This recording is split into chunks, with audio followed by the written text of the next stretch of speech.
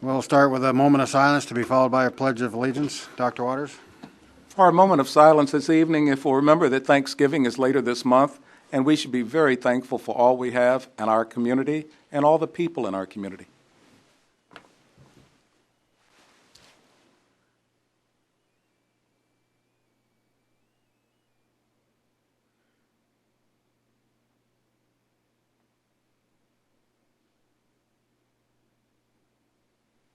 Thank you. Now our pledge of allegiance.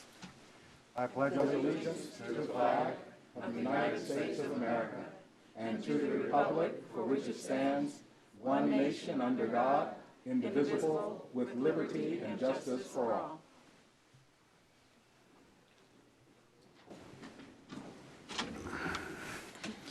Alrighty, item number 2, discussion possible decision regarding the moving of the order of or deletion of agenda items. Anything from the board? Dr. Waters? Yes, Mr. Chairman, thank you. I would like to ask if we could look at item number 12. And Mr. John Pollack, he's a member of our Nuclear Waste and Environmental Advisory Board, and he's going to be late coming in because he had something to do at work. But I would like to move that, to have that right after he arrives if possible, if we're not too late. So item number 12 will be a floating agenda item? Yes, sir. Any objection by the board? I think that that is a great way to honor the efforts of our advisory board members, particularly those who are employed. So I commend you for suggesting that he be moved out. Very well put. Okay.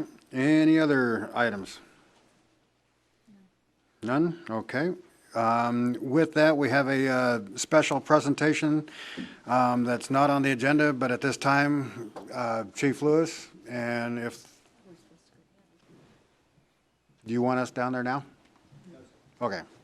We'll wait for your cue.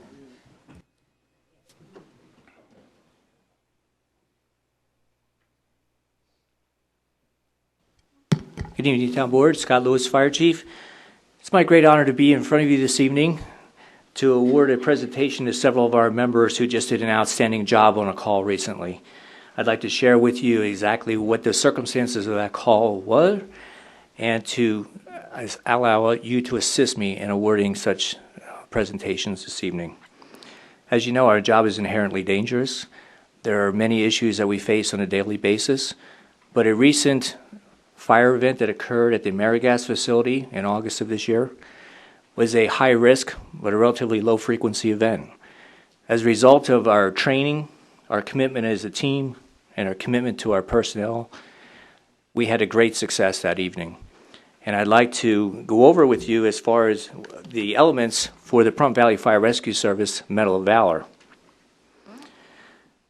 Such medals are awarded for outstanding bravery, above and beyond that expected on the line of duty, where risk of life actually existed and firefighters had sufficient time to evaluate the risk, where the objective was of sufficient importance to justify the risk, and where the firefighters accomplished the main objective. Clearly that evening, when we had a fire that involved a facility that had two 30,000-gallon storage tanks of propane and up to 30,000 individual 20-pound bottles that were well involved in fire, leading up to approximately 1,000 who were in direct exposure on a rear loading dock.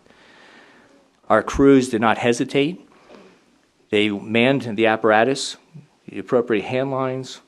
They used their reference their training and again their commitment as a team and relied on each other in their command, and they had a great outcome. So I'd ask the town board if you would assist me this evening and by coming down and presenting the Medal of Valor to several of our firefighters this evening.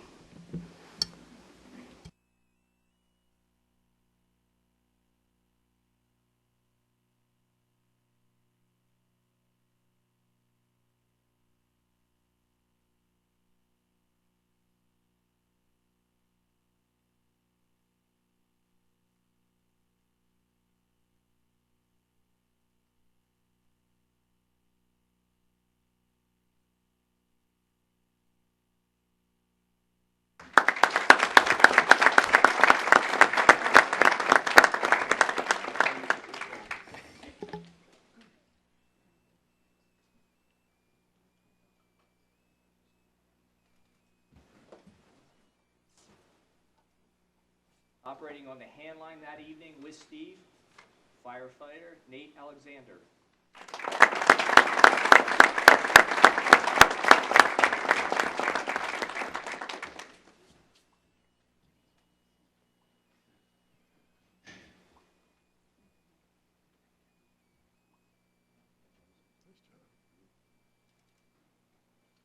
Operating the engine company that was directly involved in the suppression effort, James Monroe.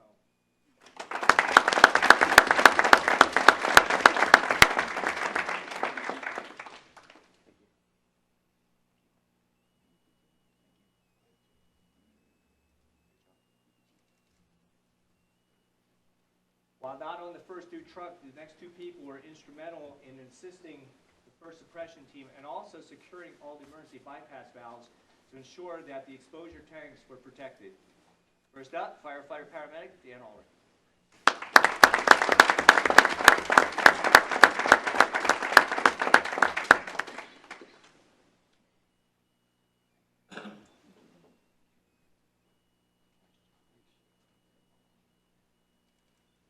And last but not least, Mr. John Ashcraft, signed at 10 or 5 that evening.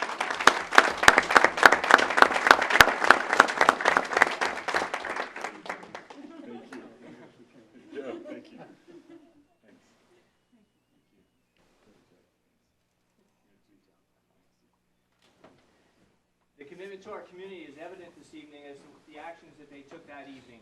And again, I think it's a testimonial to the training and the trust they have in each other. And again, I'd like to give a round of applause, please.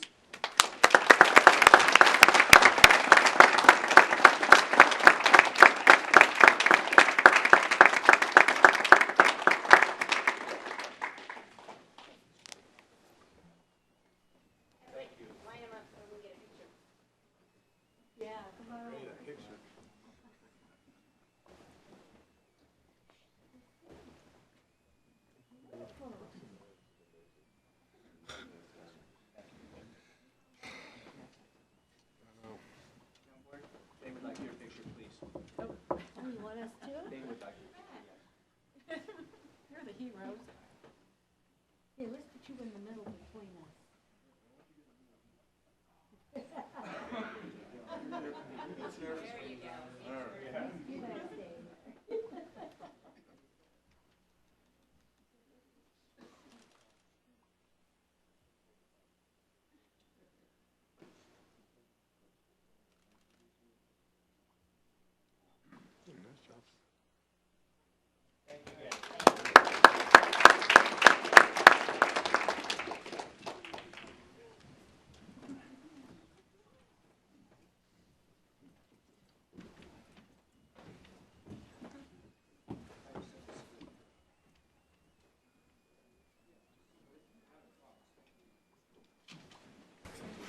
Alrighty, that brings us up to item number 3, presentation by Dr. Nancy Yu, Southwest Medical, on the services they offer in Pahrump.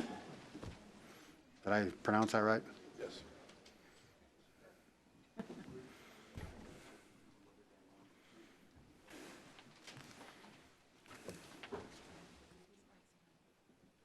No. Okay. For the record, my name is Amanda Penn. I'm Manager of Public and Community Relations for Southwest Medical Associates. I want to thank you for inviting us back here again. I was here with Dr. Yu back in August to talk about the opening of our new healthcare center in Pahrump. And we talked then about the fact that we were going to be opening a Walmart clinic. And so that clinic has been open for 2 weeks, and we wanted to present to the town board what that is, what we're bringing to the community with that added facility, and also update you on some of the other items about specialty care, providing services to people with no insurance, and some of the other concerns that the board had. So this is Dr. Yolanda Flores. She is actually seeing patients here in Pahrump, and she's going to do the presentation for us.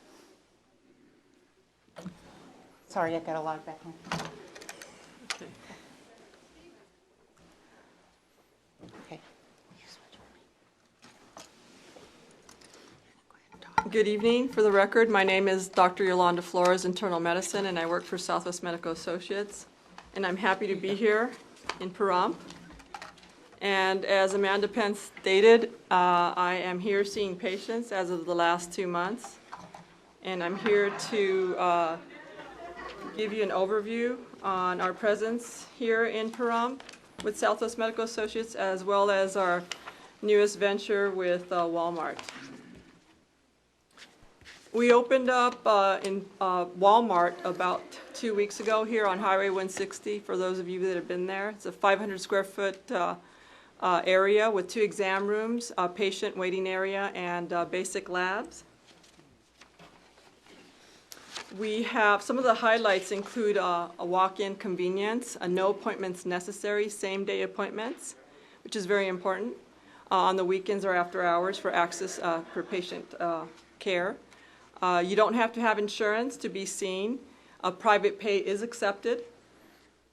And we offer pagers for patients when they are waiting to be called for their appointment. And here's an example of one.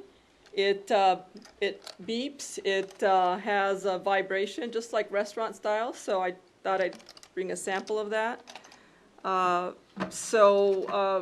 An example of what can happen when you're there and you're waiting. Maybe the husband is waiting with the kids somewhere and the wife says, oh, the pager went off and let's go back, you know, where they called us. So that's kind of convenient for families. So it's a nice piece to have. We also offer electronic medical records on all of our patients. What's neat about this is that all patients that walk into Walmart do become Southwest Medical patients. So they have a record, an electronic medical record like anyone else. And so we, as providers, enter their past medical, social, surgical, all of their medications, all of their allergies, and it will always be there. And that system will be accessed by them whenever they come to this, the clinic, Southwest Medical Associates, anywhere in Nevada or here in Pahrump as well. Doctor, just a quick question. Sure. Is that the information that you presented to us? I will, yes. You're going to get to that? This is a little different, but I will get to that. Thank Okay. you for asking that. We provide alternative for common urgent care needs at the Walmart clinic. Our hours are extended from Monday through Saturday, 10 to 8 p.m., and we're closed on Sundays for now until membership grows, and our plan will then be to open up extra hours, possibly Sundays, and with the help of employees from Pahrump, we plan on hiring as well. And of course, we welcome new patients there. We treat infections, respiratory infections, strep infections, bladder infections, colds and flus, minor wounds and repairs, strains and sprains of joints, but not emergency care. That we leave for the hospitals. The additional services offered are some basic lab testing at the Walmart clinic, electronic prescribing. That's a feature that we offer all of our patients, no matter where they go. Walmart, Southwest Medical Associates, anywhere in Nevada. And that's really neat. What that means is that you walk in and for a reason you need to take a medication, well then I put your information in the medical record, I enter in your prescription, send it straight to your pharmacy, and in about an hour or two, generally, you can go and pick up your prescription. So it's very convenient. You don't walk out of the clinic with the prescription any longer. You go straight to the pharmacy and it's there. We also do general and sports physicals at the Walmart clinic. We do EKGs, electrocardiograms, studies of the heart, referrals, automated referrals through the computer system that are automatically entered. And of course, free blood pressure checks there as well. Patients have 24/7 access to their medical records via their computer system, smalv.com. That's up on your screen there. And this is very convenient because in a town and in a state where people work 24 hours, this is another way of accessing care. You can enter in a question that you have for your doctor, and within 24 hours you'll hear a response from the provider. So it's another way of also getting your questions answered when you can't, get to the doctor's office, or you can't, access them through phone because it's the middle of the night. You also have access to the information that's there regarding your results. It's on the computer system, so you have access to that, your own personal information. The insurances that we accept include Medicare, such as Senior Dimensions, Medicare Advantage Plan, Sierra Spectrum, United Healthcare Nevada, which is on that second column there, Health Plan of Nevada, Sierra Health and Life, Sierra Healthcare Options, United Healthcare, and military, Champus, TRICARE, Champ VA, TRICARE for Life, and Medicaid, Smart Choice, Nevada Checkup, and Medicaid. No insurance is needed, as I've stated before. We take patients. We do offer affordable out-of-pocket costs for most routine services, including a basic physical exam at the Walmart clinic. Regarding our specialty services, it is my understanding that previously when we gave our presentation with Dr. Yu, at the time we were discussing our specialists that were coming into Pahrump to provide care here. Well, I'm here to say that they are here now. So I'm very happy and proud to state that the specialists that we have are in a class by themselves. They're board certified physicians who are division chiefs, and what that means is that they're in charge of doctors. So they follow evidence-based guidelines, and those are the doctors that are coming out here. And I'd like to actually review those with you. This slide here will show you that we have Dr. George Skilparis, Chief of Cardiology. He's also Medical Director of our Anticoagulation Clinic. And what that means is patients who are on blood thinners that need to be monitored, he oversees that program. And I can tell you that it runs smoothly. We have a set of nurses that call patients and adjust their medications based on protocols that he's developed. We also offer a wealth of cardiac care and testing in Pahrump now. That would include an echocardiogram of the heart, stress testing, cardiac stress testing, and basic testing is what we do here. Anything that's more invasive, we would have to outsource. But for the most part of it, for the majority of what patients need, we offer that here in Pahrump in our clinic. And I am most proud to state that Southwest Medical Associates echocardiogram has been accredited by the Intersocietal Commission on Adult Echocardiography, tongue twister. It's a national recognition, so we are very proud of this. And one of my favorite people, Dr. Carl Allen Obigine, he's Medical Director of Specialty Medicine. He is also in charge of our breast care program. And I have to say to you that when we developed this, the amount of, the quality of care, the access to providers, the quickness in being diagnosed with a lump in the breast to the time that you're treated is just amazing. I mean, our patients get triaged quickly, they get diagnosed, they get the studies in a timely manner because we've allocated a group of people who take care of this and get the patients in, and there's a dedicated line for this. So this is very, as a provider, I can tell you that it's very fine-tuned. He also is the person that runs the credentialing committee for our health plan and Southwest Medical Associates. And what that means is that he reviews the providers that access our patients that we contract with. And so if there are providers that have issues, problems, we review them. And we make sure that we don't have anyone that is not providing good quality care. So we actually take, we make a personal effort to make sure that the types of doctors that we allow to treat our patients are good, that the background is there, we check everything, and those that don't meet our standards are not part of our system. That's very important to know. Dr. Neil Bronstein is Chief of Rheumatology, and he's a specialist that's involved with providing care for arthritic pain, rheumatoid arthritis, and autoimmune disorders such as lupus. He takes care of pain as well, and he works with orthopedics, pain management, and primary care to bring treatment to our patients. And this lady here is myself. And I'm a hospitalist trained internal medicine, and actually up in Reno, went to school in Kansas.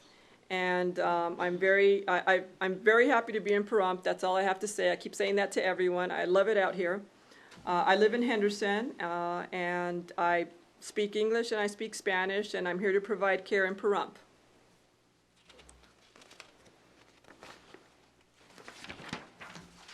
Dr. Scott Hambrick is a doctor of podiatric medicine, and he's been out here for a while seeing our patients. I run into him every week that I'm out here, and he takes care of feet. So we take care of your feet here in Pahrump as well. And Rosalind Collins, wow, she has a big job, and she's very good at it. She is a nurse practitioner in endocrinology, and that's the study of hormones, diabetes, thyroid, any hormonal issues. So she does a lot of our education, and she's very good at it. We also have our two newest network providers in Pahrump, and that would be Dr. Edward Harding, Family Practice, and Dr. Michael Reiner. And we're very happy to have them as part of our network providers. We welcome them. So now, as to your question, Dr. Tom Waters, this here, and I believe you all have a sample of this, it's my understanding, is what we call the portable medical record. And what this is that, for example, say you're off traveling, visiting family, you're in Australia, you're in Timbuktu somewhere, and something happens to you medically, okay? You pull this out and you have your password. This is just a sample one that we gave you that you can actually access to find out how this works. But basically, you give it to the emergency room doctor or the hospital where you're at, anywhere in the world, okay? I emphasize that. The doctor will put it in, open up your medical record, okay? Everything's there. Everything you told me when you saw me as a patient, your past medical, surgical, social, your medications, your allergies, your interactions, your studies that you've had done, will all be there for that provider to look at, to help you. Okay, that's grand. That's called, that eliminates the fragmented medical care that we saw in the past. Well, not with Southwest Medical Associates, because we have this for patients. Okay, this is very important. So I welcome you to use your password, look it up, find out what's on there. And Just a quick question on that. yes, sir. When you see the doctor, say in Australia, and he puts this in the computer, and whatever they do, will that be added to this?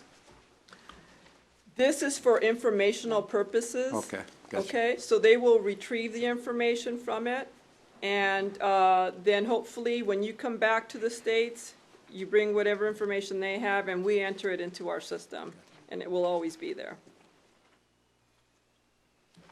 I just wanted to add also, this is real-time data on here, so this is internet accessible. So if you go and have say, an EKG at Walmart tomorrow, and then next, 2 days later you're in Boston, that EKG will already be in there. Okay, so our next big Walmart Clinic grand opening event will be on December 7th, Wednesday at 10 a.m., and that's what we call the Docs for Socks. I love this. I think it's a great, fabulous idea for our Pahrump community. Basically, we will have a drive. We will collect new socks and underwear for our children and teens, okay? And we are all getting involved, providers, staff, all of SMA, and coming out here. And this is in partnership with the Nye Community Coalition. So we invite all of you to join in on this, and this will be again December 9th, Wednesday at 10 a.m. When I found out about this, I was making plans already. I'm going to get all kinds of socks and underwears, again, new. new socks and underwears, and we're going to collect them and provide these for our children here in Pahrump and our teens. And I thank you for the opportunity for coming here tonight. And again, I'm very happy to be in Pahrump seeing patients. Well, I thank you very much for that presentation, and now I see it's time for questions. So I wanted to ask, when I was looking through the handout here, obviously this isn't a complete list of insurance companies, is it? Yes. It is a complete list for now, and it's ever growing, is what I would have to say. Okay, I personally, I was concerned because I have Humana. Well, at Walmart, you could still go to Walmart, but you would probably pay out of pocket, or maybe you'd have to check and see what your copay would be. Okay. Also, with the electronic medical records, what does that do for transcription? Okay, electronic medical record is separate from transcription. That's a good question. So basically, your electronic medical record is your chart. The transcription part is what the provider uses as a mode of communication for translation of the medical information. And that could be done many ways, and we do it several ways at SMA. It's Okay. provider So- specific. Well, are you using the electronic documents for the transcription part? Because I know that We can. some places are going to just a flat electronic format to where they, if you. Oh, I you know. understand.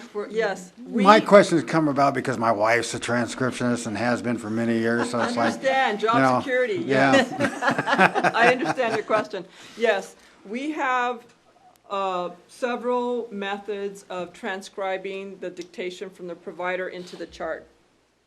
One is if you would like, and we tell providers this, you can type it in, or you can dictate it into a system where a transcriptionist, such as your wife, would then transcribe it. We have that capability as well. And actually, that's the mode that I use. So I'll keep your wife in business, okay? We also have what we call Dragon voice recognition. It's a system that recognizes voice. And as you talk, as you may have already heard, it kind of translates. You kind of have to watch that because it might say something there that's not accurate, you know. But anyways, we have that, and you train it. But, you know, we have different modes, so, yes. Yeah, And that's, That Dragon Natural Speak, it gets really creative with what it thinks it hears. it can. You have to train it. It's actually, yes, you have to train it, so. Well, thank you. Any further questions from the board? Ms. Parker? Mr. Colvin? Yes, just a couple questions. So you're looking to expand the insurance that you take? Yes, anything's possible in the future. Because as an example, I believe Albertsons is the same where my wife works at Smith's, and I see that you don't accept her insurance. So, you know, that's one of the major employers in town, so I was kind of surprised. The other question I have, when you say general physical, does that include the driver's license physicals? If there's a form that comes in to me as a provider, and it's something that is within the scope of my practice, then I will fill it out to the best of my ability and under you know, under my license, of course. But I have no reason to believe that we could not do those. Yeah, you usually pick the form up at DMV, and then Sure. it's just a basic physical. Yeah, it's a basic physical, you know, and it usually has the identifying information for the provider to fill out. And I have no reason to believe we couldn't do that. Yeah, thank you. Thank you. Ms. Endersby? Yes, just clarification again on insurance. Under the Champus and TRICARE, the military insurance, it says pending. Is that now finalized and you can accept it? I can answer that. That has to do with our contracting and network people, just like with the Albertsons thing, that's the network contracting folks, not the doctors. But But that's, as far as, from what I understand, it is approved. It's just some federal paperwork that still has just not been finally done. But it is, that definitely is coming. That's not a maybe might happen, we're still negotiating it. you opened up and they haven't got their stuff done. I have experience with these.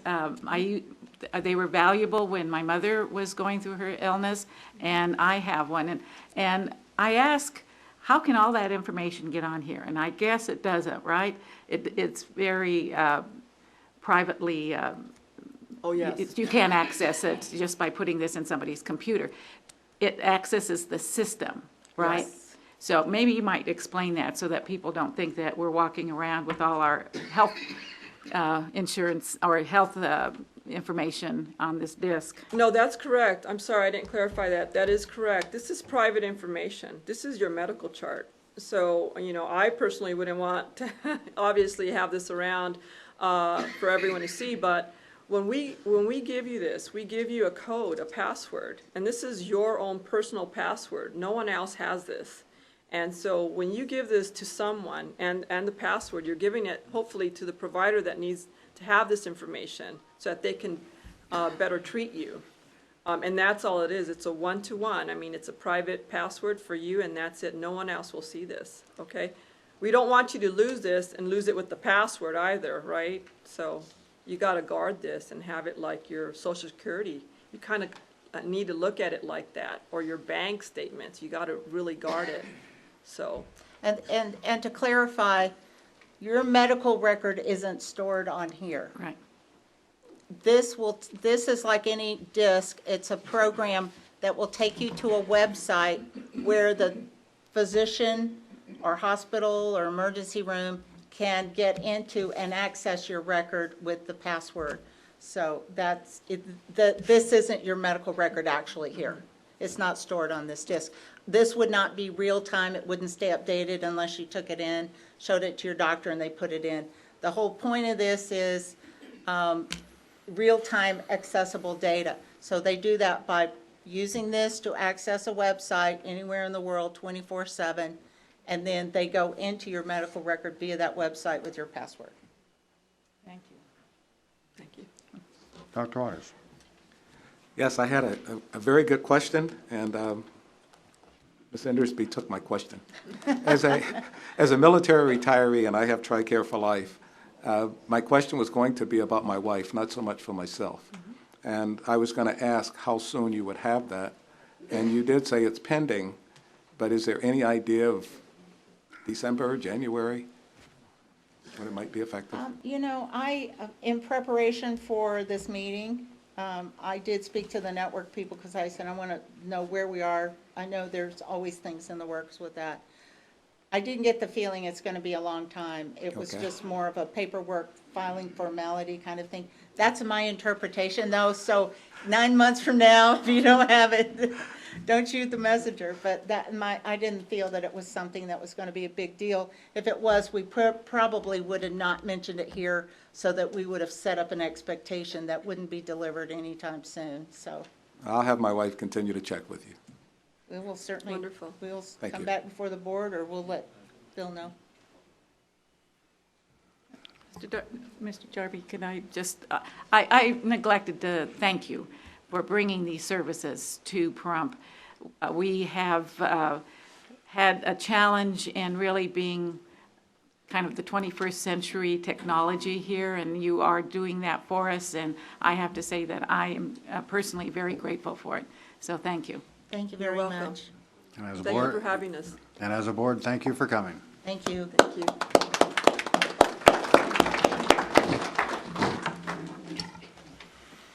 All right, so that brings us to another presentation. Item number 4 by Mr. Ken Shockley, Director of Veteran Services, Nye and Esmeralda Counties, Veteran Services on veteran services within the town of Pahrump and other matters related to veterans living in and around the town.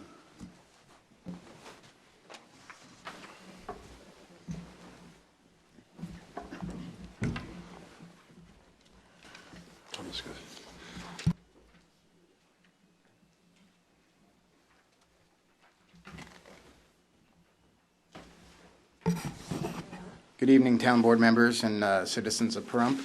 I am Kenneth Shockley. I'm the current Director of Veteran Services for Nye County. I'm here to give a short presentation tonight about some of the tasks that I've completed since the last time that I've met with the board and give you an update. To bring you up to speed, currently I am the only veteran service officer in Nye County with authorization by the VA to perform my duties. I currently have 16 different accreditations by the Veterans Administration.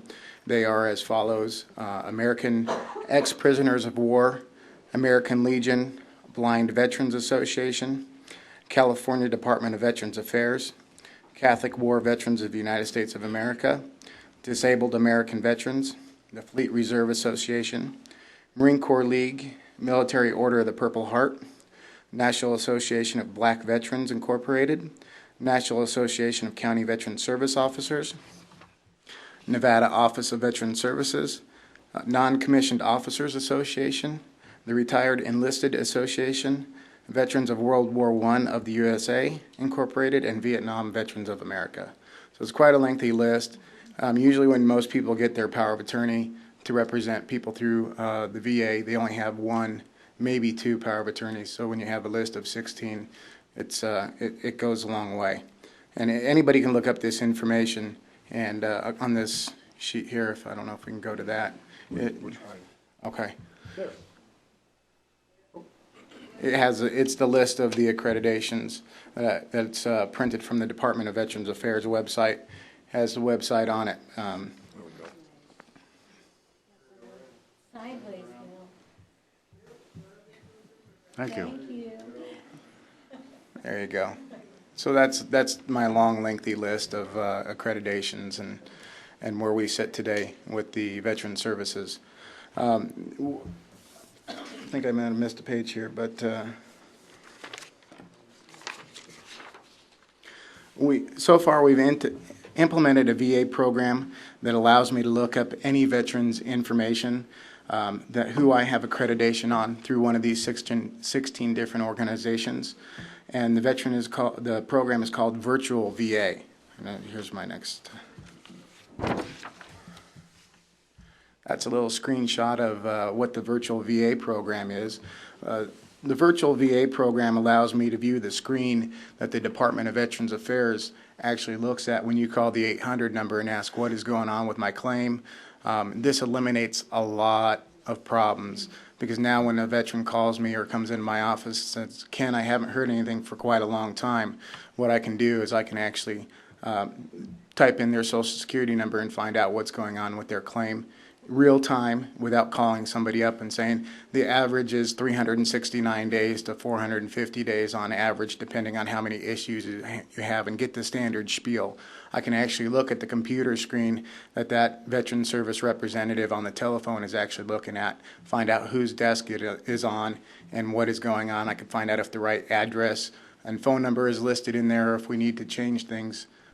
Also has military service, so a lot of different things that I can access if I have their power of attorney. We also now have an 800 number.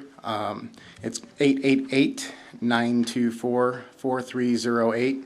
And this phone number is to allow any veteran in Nye County and Esmeralda County, which I cover, to contact my office free of charge if they have questions or want to set up an appointment, so that there's no charge to the veteran to get a hold of me or my office. Could you repeat that number, please? Absolutely. 888-924-4308. And along with that, we've also implemented, as the previous speaker was talking about, the 21st century, we're bringing in a video web program, which we're using tonight. I also use a program very similar to this in my office with the Health and Human Services Department up in Tonopah through the county. And what that does is allow me to talk to veterans virtually through the computer up in Tonopah. Saves man hours of driving up there and back, setting up shop to see one veteran or two veterans. We can see them quicker, get a lot more things accomplished, and it's safe and secure, and it's all locked down by our IT department. Once everything has been done through the computer, I type it up on my end. We email it secure up to the Tonopah Health and Human Services Department by the county employee. They print out the documents in front of the veteran. The veteran looks them over, makes sure they're correct, signs them, and they fleet them back down to me in a county vehicle. I review all the documents, make sure, double check them, they're okay, and then get them to the Department of Veterans Affairs, to the proper office. So we do a lot of different things, and we're streamlining a few things with the shortage of funds and shortage of staff, but it also helps streamline things for those people out in the rural areas, so we're not leaving them behind. As you kind of know, with the rural areas, Nye County is approximately 18,000 square miles, plus or minus a few. And then on top of that, we cover Esmeralda County, which is approximately another 3,000 square miles. So I'm looking at 21,000 square miles to service the veterans, and that covers from here to Gabbs is approximately a 6-hour drive one way, as most of you know, and to Duckwater and some of the other places is quite a bit further drive. So we're trying to get services and do other programs for these veterans. This is a sideways one. I'd like to talk a little bit about the money and statistics now, and I've kind of, I don't know if we can really see that too well because the numbers are small, but the number amounts that I would like to talk about is how much that we have brought in to the community in retroactive amounts over the years, and how much we have brought in per veteran over the past years. When our office first started, actually let me back up a little bit, when the Nevada Office of Veteran Services had this office and they brought somebody out twice a month, they were bringing in about $1.5 million per year from having somebody come out twice a month. When I first initially took this office over, the first year between 2006 and 2007, we brought in $1.385 million in retroactive benefits. The reason that money is so low is why I didn't have a lot of clients to start out with. And when you're dealing with the Department of Veterans Affairs, it takes a year and a half for an answer to get back. So when you file initially with the veteran to get an answer back, well, you don't get a lot of answers the first year. So that's why those numbers are so low. As we creep up to 08 and 09, as you can see in 2008, 2009, the numbers jump up to 3.4, almost $3.5 million. And that's the three-year mark, and as you can see, that's when the numbers start to show up because those answers are starting to come back from the VA. And they're starting to become positive, so we're starting to get more numbers. And when we jump into 2010, 2011, the numbers really spike up, and we hit the $6.6 million mark last year. Last year, our budget was $166,000, and in return, just in retroactive benefits, we brought in $6.6 million. So it's tremendous what we brought in per veteran, and I'll get to that in just a minute. Over the total span of time, since my office inception, we brought in almost $18.5 million to today's date. I did have a couple more numbers here. If you could throw that one up there for me. I've made these numbers a little bit bigger. And this is for last year's budget. Last year's budget was $166,000. I don't know exactly how many dollars we spent, but I'm going to say we spent the complete $166,000. With that $6.6 million return, that means for every dollar that we spent, we brought back in $39.86 for every dollar that we spent in the community. This year so far, we've had total expenditures of $42,407 to October, or actually November 7th.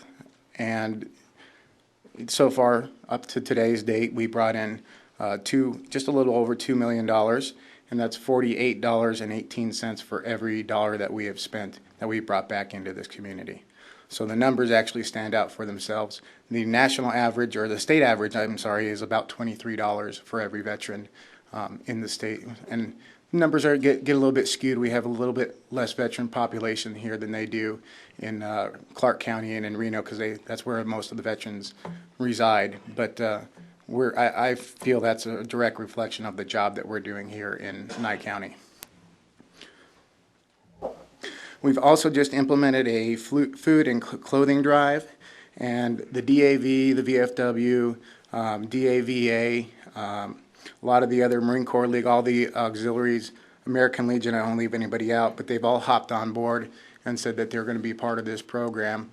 And the unique part of this is that the DAV and the VFW have food pantries and clothing pantries here in Pahrump, but those chapters here in Pahrump are specific for Pahrump, where I cover that 21,000 square miles. So I'm trying to get a few things in my office to spread out to the rural areas and rural communities, because we can't leave any veteran behind.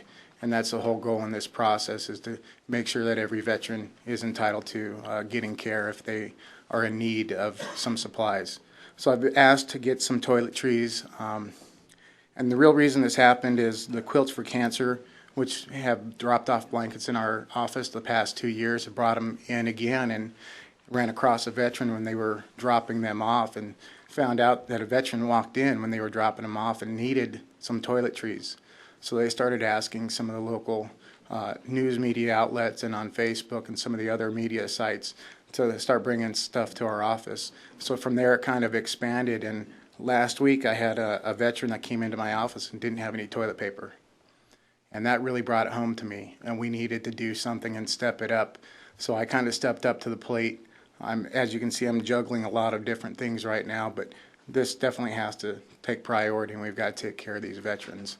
So I've taken it upon myself to bring in the clothing and the food drive so we can get them out.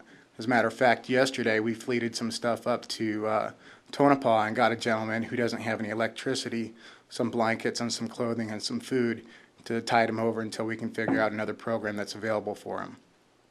So we're doing good in that department as well.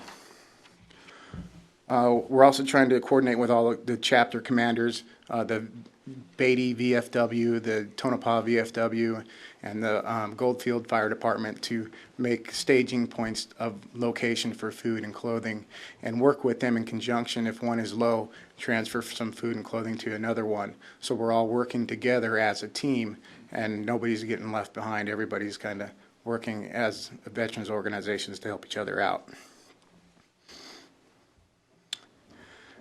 And I've got about 2 last things, and then I'll let you go and conduct the rest of the night's business. We have purchased a DVD burner, and we have the ability to burn our veterans video that I have. And what I've conducted is I put a veterans video out that talks about what all the veterans benefits are and what the entitlements are and how to get them.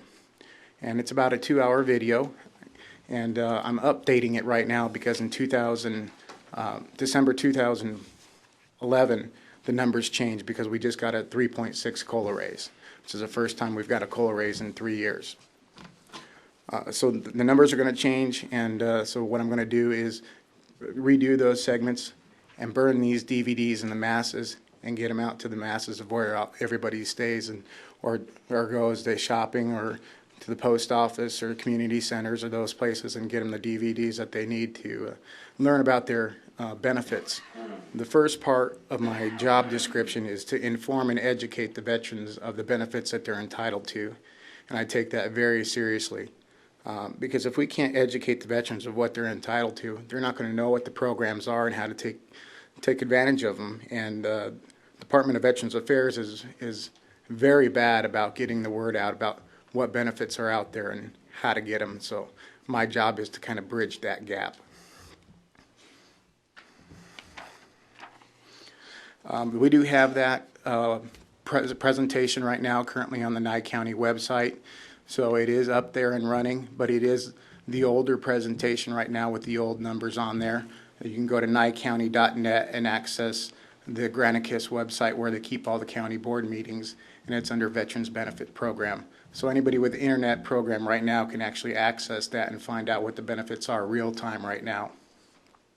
And lastly, I'd like to touch on a program that I've been working on for the past 2 months, and it involves some members of your staff. The Desert View Hospital and the Pahrump Fire Rescue I kind of found out through watching the local television stations that there was about $1 million from each of these departments that had unpaid bills, and most of those could have been veterans' bills that were either billed to the wrong department or billed to the wrong place. So I have directed with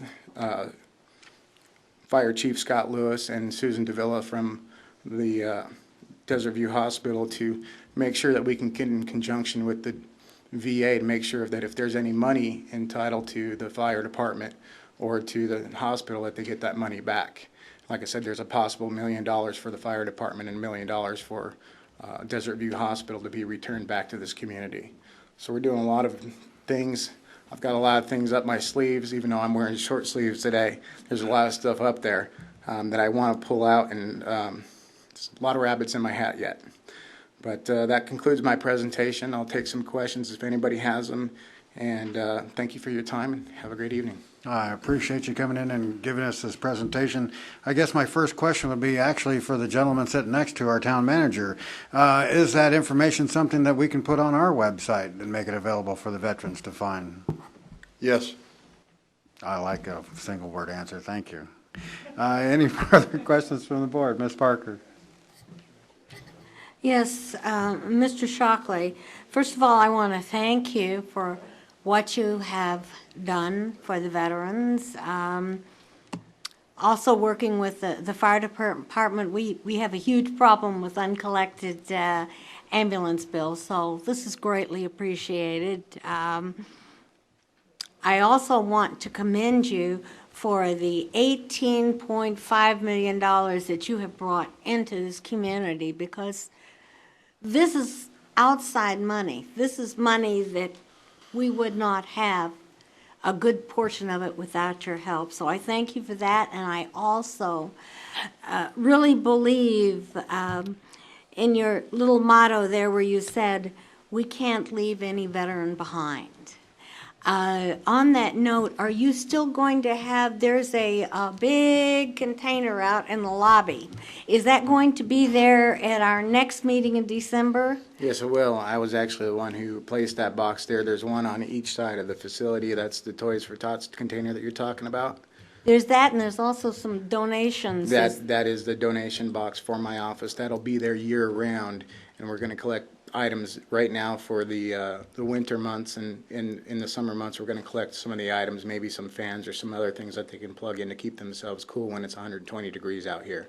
Well, I would like to challenge those of you out there in the audience and those of you watching us on television to bring some toiletries, you said clothing, blankets, whatever, and deposit them in that container at our next town board meeting, because we can't leave any veteran behind. Thank you. Thank you, Ms. Parker. Do we have a collection bin at the town office? I don't believe we do yet. I'm sure Mr. Town Manager here will make that happen. Thank you. Mr. Colvin? Yes, Mr. Kohlbarger and I earlier this year attended a meeting put on by the Secretary of Veterans Affairs. I think his name is Mr. Shinoda, I think it was. And he was kind of proud of the fact that 800,000 more veterans sought benefits. And I pointed out to him that's another sign of our country not doing so good. So, but the point is that obviously you probably get a lot more people seeking services that didn't need them before. And I doubt you got any more help or whatever. So anyway, I want to greatly thank you for your efforts for our county and other counties that you represent, helping people that served our country. And I don't think we could thank you enough. So thank you very much. Thank you. To add on that, yeah, I am the only person in my office right now that is in a paid position. I do have a couple of volunteers. I'm always looking for more people to volunteer. But the other thing to add on to that is that money, that $18.5 million, is in retroactive benefits. That is a one-time payment. That is not the money that is coming continually on a monthly basis. If you look at that money that has been brought in 2010, they just pulled it off the website, and they're updating the 2011 numbers. But last time I looked, was in 2010, we brought in $34.1 million throughout the whole year for 2010 for number-wise for veterans in just Nye County. And if Esmeralda County was about $0.6 million, so it's $31.7 million, right around that number for Nye and Esmeralda County. Thank you. Ms. Industry? Yes, I want to extend my thanks too. I know on a personal level that veterans oftentimes don't know what they are entitled to, and if they do start asking, it's oftentimes difficult. So to have you in place is really a godsend for our community. I'm sure you all are also aware of the Community Outreach Task Force, and I know that there's many faith-based groups that could probably collaborate with you on many of the efforts that you're doing within your delivery of services, but they do it on a broader scale. So there might be some avenues of collaboration there. And Dr. Waters sits as the chair of the system change, and I think that really fits in well. So I would hope we could have some communication on that with you down the line. If he hasn't already, which he probably has. Wednesday is the next meeting, and I know you probably have busy schedules, but Wednesday at 11:30, they meet at Oasis Outreach on 2nd Street, which is just down from the library, down from the Moose Lodge. And there's a great group of people that come, and I think you could find it worthwhile to let them know what you do, and in return, they can then let you know how they could help you. I'm always about helping the system and getting this bigger and growing much larger. I'll probably need a month or two notice to make sure that I can fit it in my schedule, but I will definitely attend one of those meetings. I believe it's the second Wednesday of every month. So I'll make sure I check put it it out. on my calendar and I show up for those meetings. Thank you. Great, thanks. Thank you. Dr. Waters? Yes, Mr. Shockley, I'd like to thank you as well for the presentation, but I'd also like to say to the entire community that we're talking about a one-man office that handles all the veterans in Nye County, not even going to mention Esmeralda County. And there are many times that the Board of County Commissioners look at their budget and say they may have to close this office. Think about what would happen if that office was closed. So anytime the commissioners start talking about the budget, we, veterans and supporters, anybody that knows veterans, should come out to the commissioner's office to let them know this is something vital. This is an office we need to keep. No matter what they have to do, we need to keep this office open. And we thank Ken for all he's doing. I also wanted to mention that when you go out to the Chief Tacopa Cemetery and you look at all the plaques there, every plaque is ordered through his office. We have no place else that we can order those plaques. We order them through his office, he contacts the VA, and we get the plaques for our veterans, and that's how they get up on the wall. So again, Ken, thank you for all you've done for us. I really want to thank you for the presentation, and I did want to add, correct me if I'm wrong, I believe I've heard this on the radio, the request for donations of toiletries. It's like anything that you would pick up in the sample aisle for travel, the little sample bottles, the little disposable razors, any personal grooming items, anything. It's not, you're not asking for great big items, you're asking for the small little like travel size things. So I mean, it's basically if somebody were to walk down the sample aisle at Walmart, spend $5, they could pretty much get a large selection of things to donate. That is correct. Or next time you stay in a hotel or casino hotel, make sure you grab the little bottle of soap, the little bar of soap, the conditioner, the hand lotion. That's the stuff that we need, and that's a lot of the supplies that we brought in. I had a lady from the Disabled American Veterans Auxiliary bring me a whole box from the Bellagio that they had stored from every time that they went to the Bellagio and brought it into my office. So it's little things like that we take for granted. And there's even little lotions for the bathtub. So if they do get into a hotel for a night, they can draw themselves a bath and just relax and get away for things for a little while. So it's those little things that we take for granted. And when it's 120 degrees, your hands are cracking. They can put some lotion on and put some hand sanitizer and have a clean meal since they don't have running water. And it's those small things that help out. I can't express my gratitude. Thank you so much. Thank you all. Have a good night.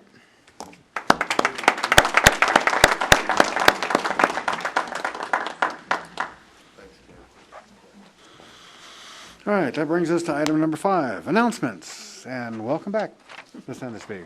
Thank you. And the announcements for November 8th, the Youth Advisory Board will meet on November 9th at 2:30 p.m. in the Town Annex. The Arena Advisory Board will meet on November 10th at 7 p.m. in the Town Annex. Pahrump Boundary Line Advisory Board will meet on November 10th at 6:30 in the Town Office Conference Room.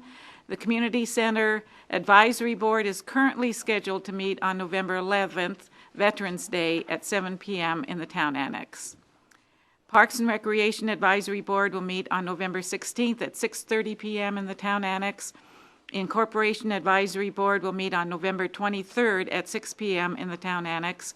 The Pahrump Tourism Board will meet on December 1st at 8 a.m. in the Town Annex. Public Lands Advisory Board will meet on December 7th at 7 p.m. in the Town Annex.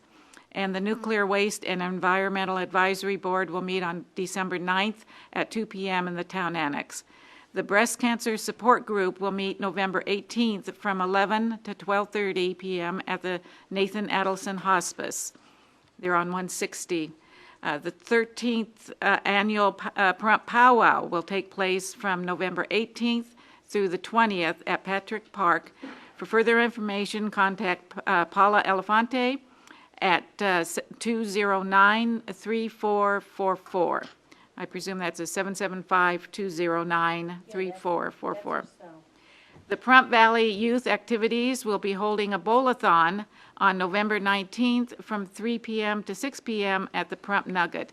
And everybody is invited to support the youth and come out for a fun evening of bowling. Nye Communities Coalition will be sponsoring the annual Community Thanksgiving Dinner on November 24th from 1 p.m. to 3 p.m. at the Old Mance Elementary School, which is now the Nye Communities Coalition's office and facilities.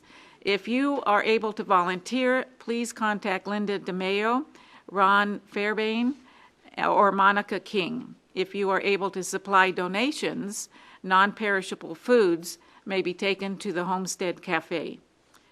Pahrump Valley Youth Activities will be holding a Christmas music in the Valley on December 11th at the Pahrump Nugget, and the show times are at 2 p.m. and 6 p.m. The Social Security Administration will be in the Town Annex on November 29th at 9 a.m. And I was going to thank Samantha for her regular, but she's stepped away, so we'll thank her in her absence. She does this, and she does it very well, so you contact Samantha if you want anything on the announcements at the town office. Thank you. Anything further from the board? Dr. Waters. Yes, thank you, Mr. Chairman. I know I looked over the announcements, but I failed to see that the Veterans Advisory Board was missing, and they're meeting on the 17th of November, 6 p.m. in the Annex. And also want to talk about the Prostate Cancer Support Group. There's a media release. They're not meeting this month, but there's a Dr. Nicholas Vogelsang. He's returning to Pahrump for his third presentation on prostate cancer detection and treatment. Dr. Vogelsang is truly a world-renowned professional on prostate cancer. He will be at the Pahrump Senior Center on Saturday, the 19th of November at 1 o'clock. That's Saturday, the 19th of November at 1 o'clock at the Senior Center. And he's going to speak especially on the controversy over doing away with PSA testing and spend more time on active watching rather than do aggressive treatment right away. He also has a question and answer period after each presentation, and we've had quite a turnout for Dr. Vogelsang every time he's come into town. So again, he will be here on Saturday, the 19th of November, 1 p.m. at the Senior Center. Thank you. Thank you. Mr. Calkin? Ms. Parker? Yes, I'd like to mention that the Community Center Advisory Board was listed as meeting on the 11th. That's Veterans Day, so the meeting will actually be at 7 at the Annex on Friday, November 18th.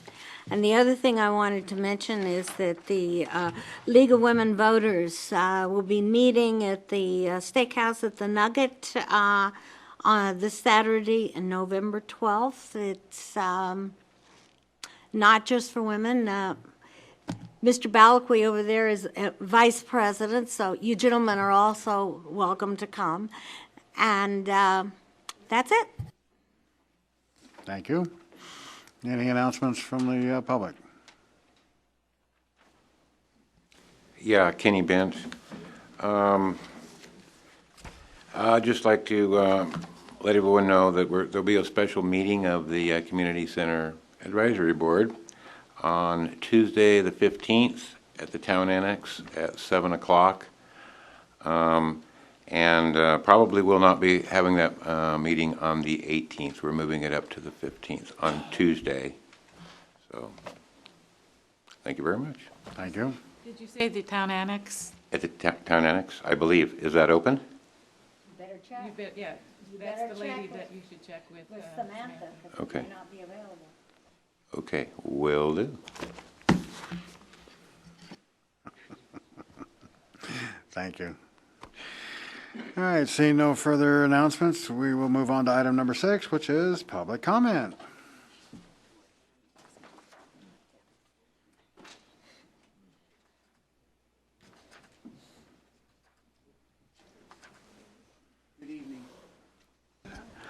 Good evening. My name is Ron Fairbairn, community member here, and I just want to thank you, everybody, for all the work that is done in our community.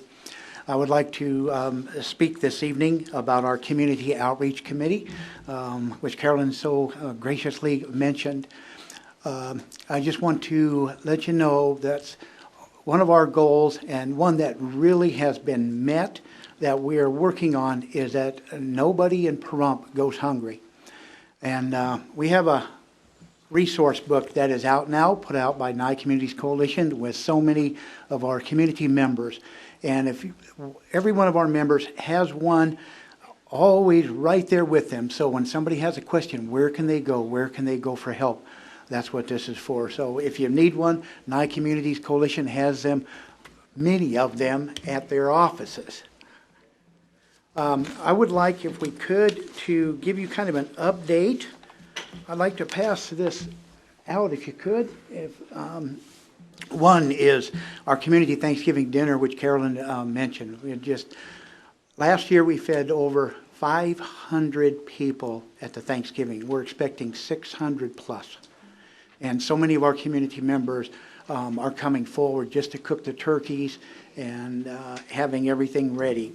Well, they've worked in conjunction with our community outreach. We have grown in what we have been doing. We are creating benchmarks that people can say, you know what, people that need help, that they know where to go. We have expanded our outreach to include the 3 subcommittees which we have had. What we have not had before is that now we have created the Community Outreach Committee with a chairperson, vice chair, secretary, refreshments officer, our guest facilitator when he is able to come. And we have actually received money from the state for him to come and help us on this. And then we have our subcommittee liaison, and that's the 3 committees that you would see at the bottom of your brochure. And members have volunteered for a year to take these positions. I would like to invite you on a Wednesday afternoon from 3:30 to 5:30 to go to New Hope, Path of Hope Fellowship, and I would like you to see the food that is distributed every Wednesday. The cars are lined up, the people are out in the cold, they're bringing their children, and I would like you to see what's going on. Many of the members here have stepped up, and it's incredible. The cars go clear around 2 blocks, and the people are just walking in to get the food. Now, many people say, well, you know what? They put themselves in that position. But I'll tell you this, none of the children have put themselves in that position. And so they have no reason to go hungry. And our community has really stepped up to fill that gap. And so I would ask you, as Carolyn mentioned, if you would please come to our meeting at Oasis tomorrow at 11:30 and see what's going on. Thank you for all the members that have worked so hard. Thank you. Pastor Ron, before you leave, one thing I know that's just starting there is a subcommittee on transportation. Yes, ma'am. And Commissioner Boraski is the chair for the task force, and he is working with me on developing that subcommittee, and we're starting a meeting on Monday to start looking at how we can address the transportation needs. So Yes, ma'am. anybody interested in transportation, come on tomorrow, find out more about it, and join the subcommittee.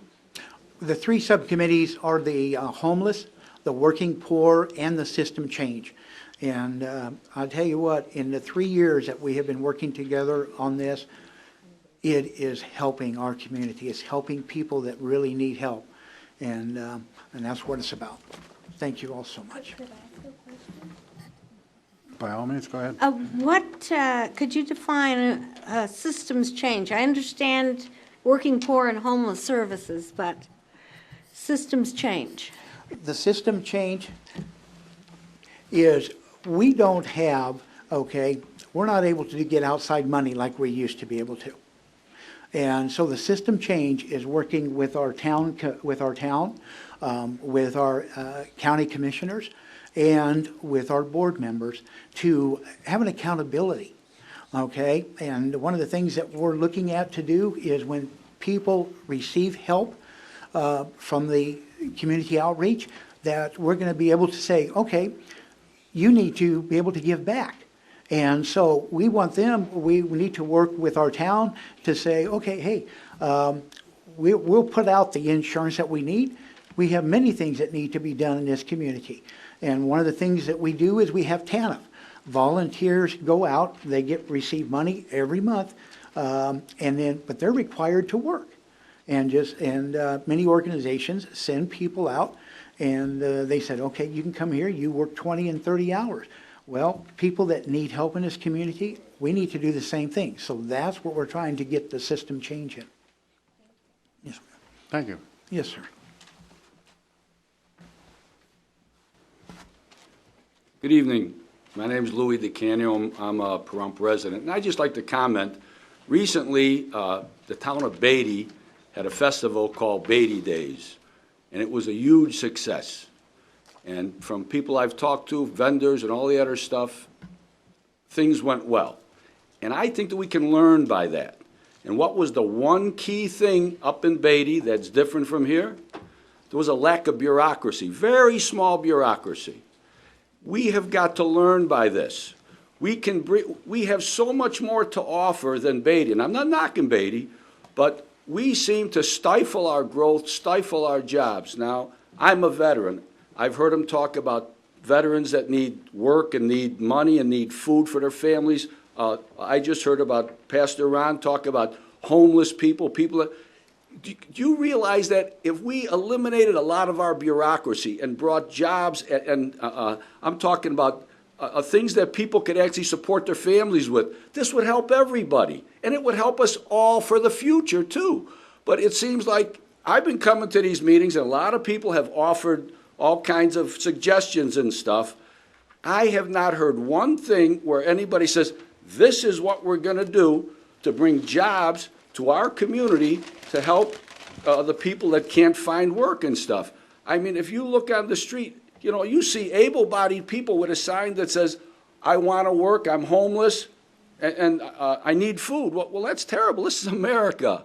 But we can solve this, okay?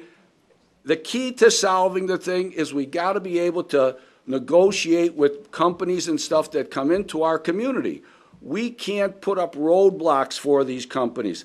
I know for a fact that I've talked to people that have come in here, and the bureaucracy is just enormous.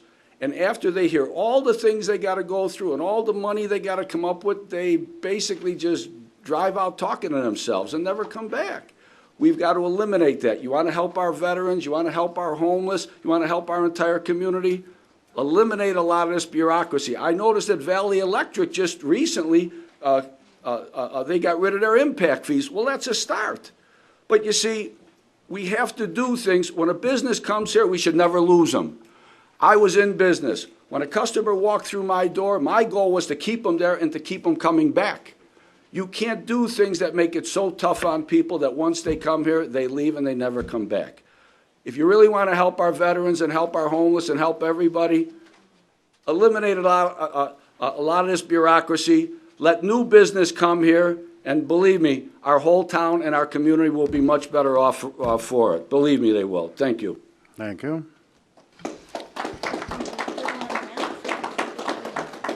George Ginjo.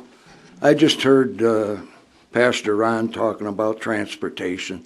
Well, there was a study, I don't know how many years ago. Probably have to dust it off.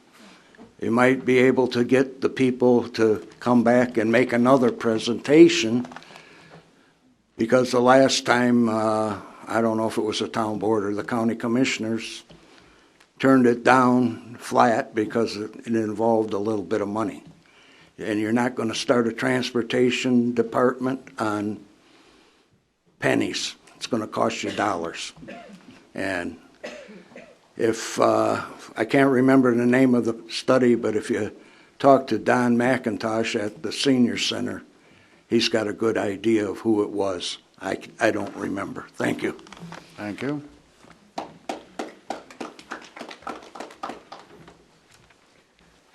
Hi, Kenny Bent.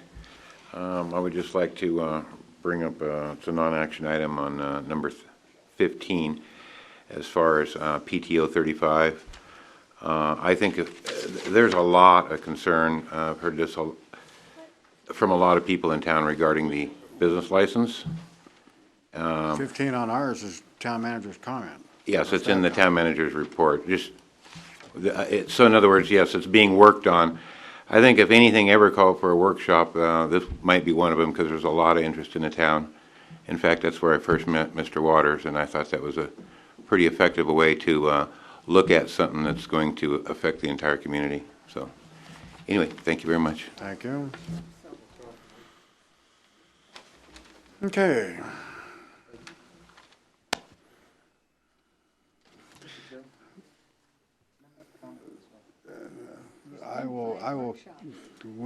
I know that most of us know that there was a series of workshops done for the. Not about the workshop, something else that. Okay. Just like to make a quick comment on graffiti.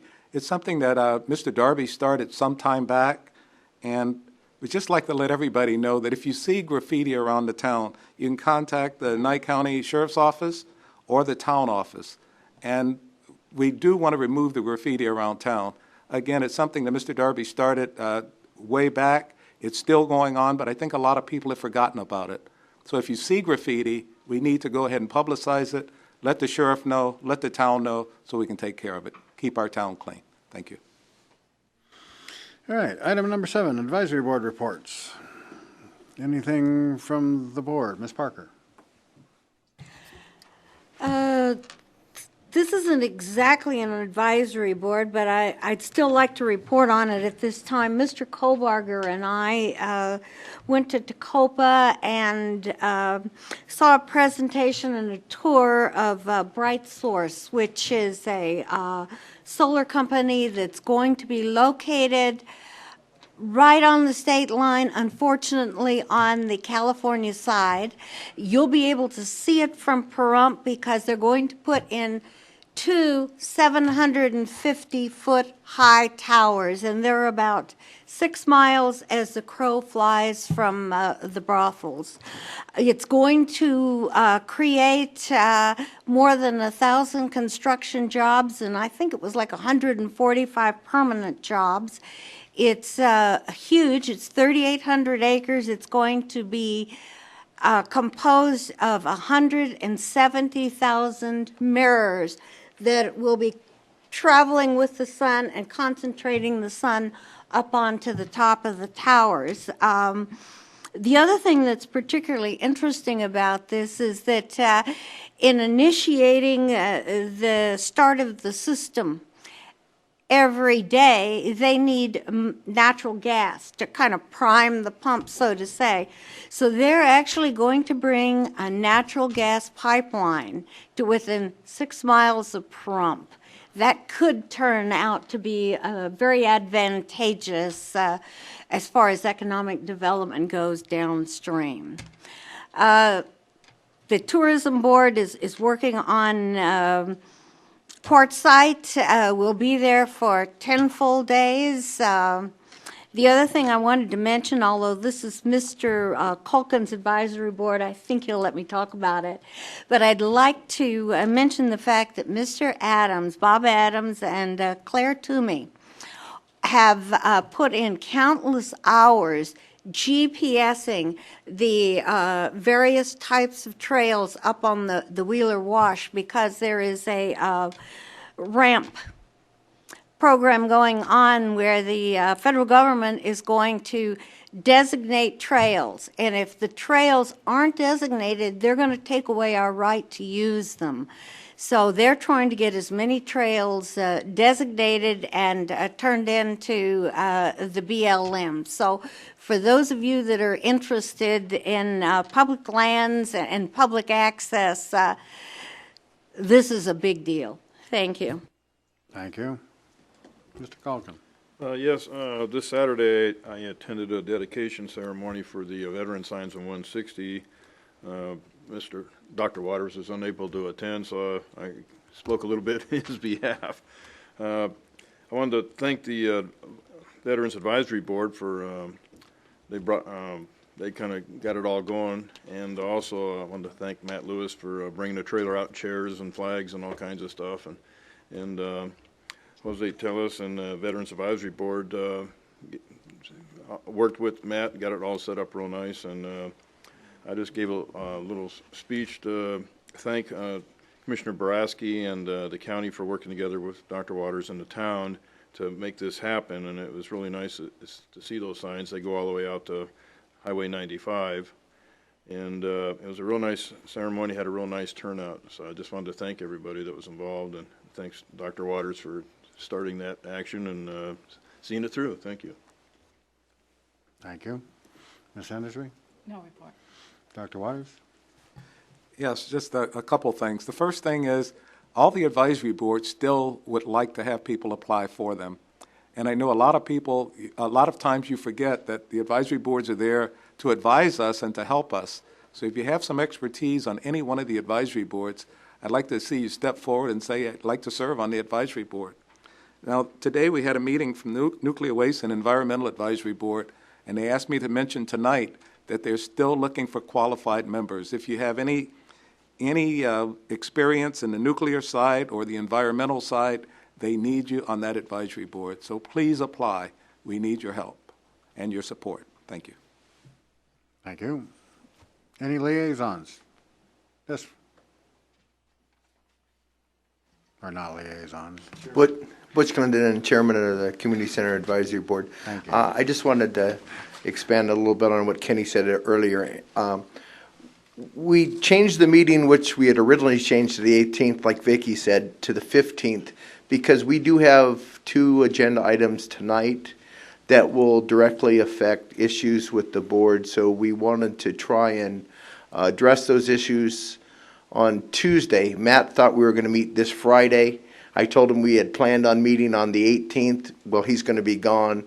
So we tried to accommodate Matt, and that's why we changed it to Tuesday the 15th at 7 o'clock, and Matt checked to see if it was open, and it did appear that it was Tuesday on the 7th. So that's what we're going to do. We're going to try and get everything together and get the backup, and so we're meeting all our obligations, and that's our plan, is to meet Tuesday. So I just wanted to explain that a little bit. Thank you. Thank you. Any other chairpersons from advisory boards? Okay, seeing none, we'll move on to our floating agenda item, number 12. Discussion possible decision to approve Resolution 2011-10, a resolution supporting completion of the Nuclear Regulatory Commission's review of Yucca Mountain license application.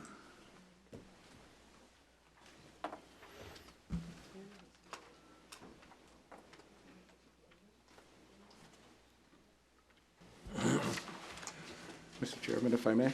Please.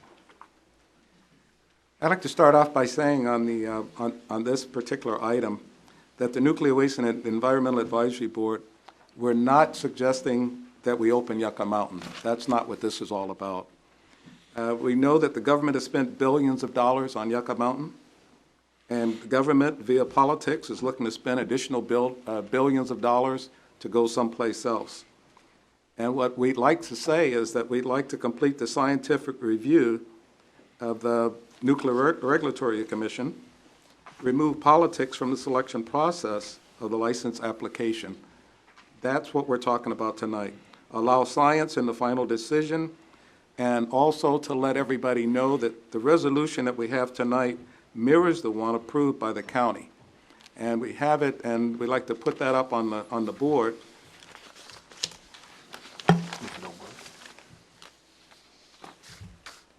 The key comments that I'd like to make is the Yucca Mountain licensing proceedings should be restarted, and the NRC should complete a thorough and detailed review of the license application.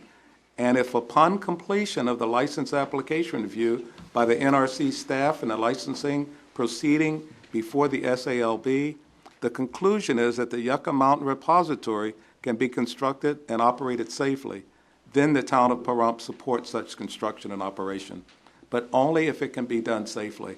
And that's what the resolution is about, the resolution before you. And I'd like to turn it over to our chairman of the Nuclear Waste and Environmental Advisory Board. Thank you. It's an honor to be a floater for the evening. Good evening. My name is John Pollock. I am the acting chair of the town's Nuclear Waste and Environmental Advisory Board. I'm here this evening to ask you to accept this resolution favoring the completion of the licensing process for the Yucca Mountain project. If I may, let me mention from a GAO report, Government Accounting Office report, entitled Commercial Nuclear Waste Effects of a Termination of the Yucca Mountain Repository Program and Lessons Learned. The GAO office said just 2 years ago they estimated that the legal liabilities due to federal inaction on nuclear waste could be about $12.3 billion in damages through the year 2020. And so on over the last 2 years, the GAO's estimated legal hit to taxpayers like us has jumped by more than $3 more billion, so it'll be over $15 billion that we're in the hole. I might add that many other local communities in Nevada have voiced their support for Yucca Mountain. This repository would provide much-needed jobs. It is estimated that up to 5,000 jobs would be associated with this project, and more than 2,000 more jobs would be created during the 150-year operating life of the project. With the jobs created by this project, scientists, technicians, craft, office, and security personnel would find homes nearest to where they work. The community with the most infrastructure to accommodate them is Pahrump. Those personnel living in our community would be paid very substantial wages, which in turn translates into disposable income. This would in turn be reflected in their purchasing power they could exercise within our community to bolster our local businesses. Scientists and technical personnel are known to readily give back to the community in which they live in the form of volunteerism, joining church groups, serving on boards such as the school board and this board, and local benevolent groups, and I'm not talking about the ones that take pride in their bars, and become involved with the welfare of the community in general, either environmentally or civically. I wouldn't have to beg for members to volunteer for my particular advisory board if that were the case. So I ask you, members of the town board, to accept this proposal based on solely science, and let your acceptance also be based on that science and fact rather than politics and misinformation. These are some of the reasons that I believe that we should go forward and approve this, give our backing for the license application, and that's all this resolution is for also. So those are my words, and thank you for listening to me. Thank you very much. Any questions from the board? Ms. Parker? No. Mr. Calkin? Just one at this time. Should this board pass this resolution, then where would it go from there? Because obviously we just passed it and it isn't forwarded anywhere. It doesn't really mean much. I believe we could give this to our county officials, and the next time they meet in Washington with the powers to be, they could have this along with the recommendations from Nye County and other counties throughout Nevada in favor of the Yucca Mountain licensing application. Thank you. Correct me if I'm wrong. They have met recently and as often as this last couple times recently with Dr. Vogel would be the person to ask for that. Well, actually, I was thinking it was a county commissioner that's been back in D.C. The doctor went with him. I went with him. My name is Michael Vogel, and I'm a consultant to the Nuclear Waste Repository Project Office, and I also support the advisory board.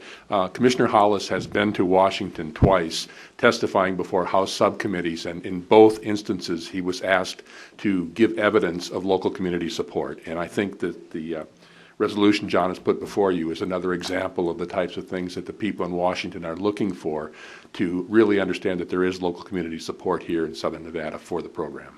Thank you. That's exactly the answer I was looking for. There you go. Could I address something that Mr. Culkin had said? Where did he send it? When we passed our resolution that mirrors this really well. State your name, please. Dan Schinhofen, Schinhofen, County Commissioner.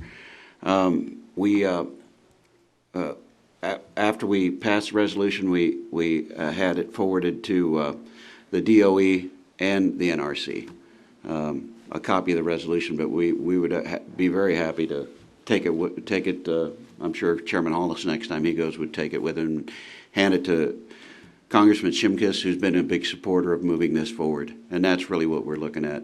Move it forward, let the science tell us what to do, not fear, not politics. Let's see what the science says. Thank you. Thank you. Ms. Endersby? Yes, I was very intrigued that this came forward. I'm aware that the county commissioners have passed a resolution, and I have been just a layperson studying the Yucca Mountain since I moved here because I heard so much about it and I wanted to make sure I knew what it was all about, and I wasn't going on just the emotional rumors that were out there. And I can't say that I'm an expert in any way, but I do follow the science and the politics of what's going on, and I do know that I'm not sure, Mr. Pollack, what time frame your study that you looked at that the U.S. Government Accountability Office put out, was that recent or a previous one? There have been ongoing studies that looked at that the government is quite interested. Yes. The reason is that the program itself, the Yucca Mountain Project, would be paid for by taxes on the generation of nuclear power. The fees that John are talking about are default judgments against the federal government for their failure to take the nuclear waste, and that's coming out of the general tax basis. So it's a very, very different place that money's coming from. It's coming from all of us rather than the people who are using the nuclear power. Yeah, well, I wasn't referencing any fees, but I appreciate you interjecting that because I know that is one of the main issues that Congress is now wrestling with.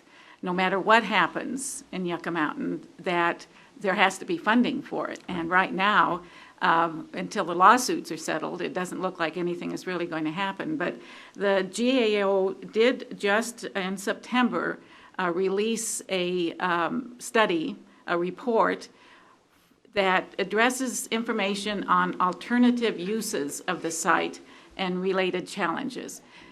And from what I read, needless to say, the whole nation is conflicted with what needs to go on.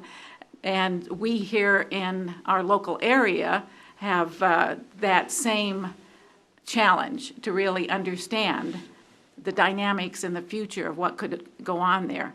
So when I listed out my pros and cons on the resolution, I have to say that I'm not sure that one outweighs the other. There's just a long list of pros and cons, not only to go ahead, but not to go ahead. And I really thought when they closed it that we here in Pahrump didn't have any more to really do with it anymore. It was just closed and it wasn't going to happen. And from what I read in this report, it really is closed. It is actually non-functional, and to get it functional would cost, I don't know what, they didn't come up with an amount, but a large amount of our taxpayer dollars to actually go in and do something in Yucca Mountain. But that doesn't mean that we can't have to allow a hole in our desert to just remain there without any use and all the billions of dollars that were poured into it being utilized. So to look at alternative uses, I just would like to ask the question, if the advisory board is aware of this study, if you have discussed amongst yourself those alternative uses and have any thought that perhaps the licensing or the resolution would help with this, or it wouldn't make any difference. How do the two go together? Let me acquiesce to the doctor. Okay, we actually had quite a bit of input into the preparation of that report. We met with the GAO people, Government Accountability Office people, 3 times, and what they were seeking from us, because we were quite knowledgeable in the test site, in the Yucca Mountain project, and what that facility was. It is very true that it's shut down right now, okay? They've turned off the power to it. It's an underground tunnel. It would not take a lot of money to put it back into shape. Well, okay? that's not what this says. I understand that's not what that says, okay? That report was asked for by Senator Reed. And the Government Accountability Office is a function of the federal government that exists to prepare reports for senators that ask for them. And I am not the first person that said this, okay? The senators get what they ask for. And that report is almost unique as a GAO report, that it does not say what Senator Reed wanted to say. He wanted it to say, there's plenty of things you can do with that tunnel out there. We don't need to use it for Yucca Mountain. If you read that report carefully, it pretty much says, pretty much everything we've thought up, you could do somewhere else cheaper. It's very remote. It's a very unique facility. It's people say, well, why can't we use it for underground storage of records, for example? Well, if you take this 5-mile long tunnel and 2-mile long cross tunnel and pile up records in the middle of it, you can't access the ventilation and you can't go in there. If you want to start constructing an underground facility to put records, there are many other places you can do that for a far less price. The most important answer I want to give you is, if they reopen that facility for a repository, the money does not come from taxpayers. It comes from the Nuclear Waste Fund, and that money is already it's banked. There's a $29 billion account, billion-dollar account that's been collected by people who are paying taxes on nuclear-generated electricity. I was probably the most critical reviewer they have with respect to that. It just doesn't work. You can't put something. It's very, very difficult to ventilate a 5-mile long underground tunnel. And if you put something in the tunnel, that disrupts the ventilation and people can't work down there. That's the fundamental thing. Anybody who wants to work on the test site has to demonstrate a beneficial use for water. And the water rights that are on the test site right now belong to weapons testing. They don't belong to things like putting a library underground. Working on the test site, you have to work under federal government procedures. And people who are in business to make a profit don't work well under those types of procedures. They're very onerous. So I guess the best thing I can say to you is that report did not do what Senator Reed wanted it to do.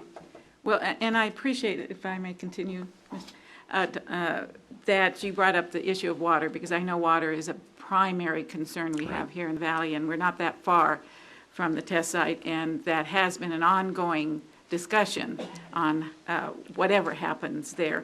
But to Mr. Pollack's comment about Pahrump being a seat of available services and a place where people could live and still work at the site, I found it interesting that the maps that I've seen, and this is just one example of a map, never has Pahrump on the map.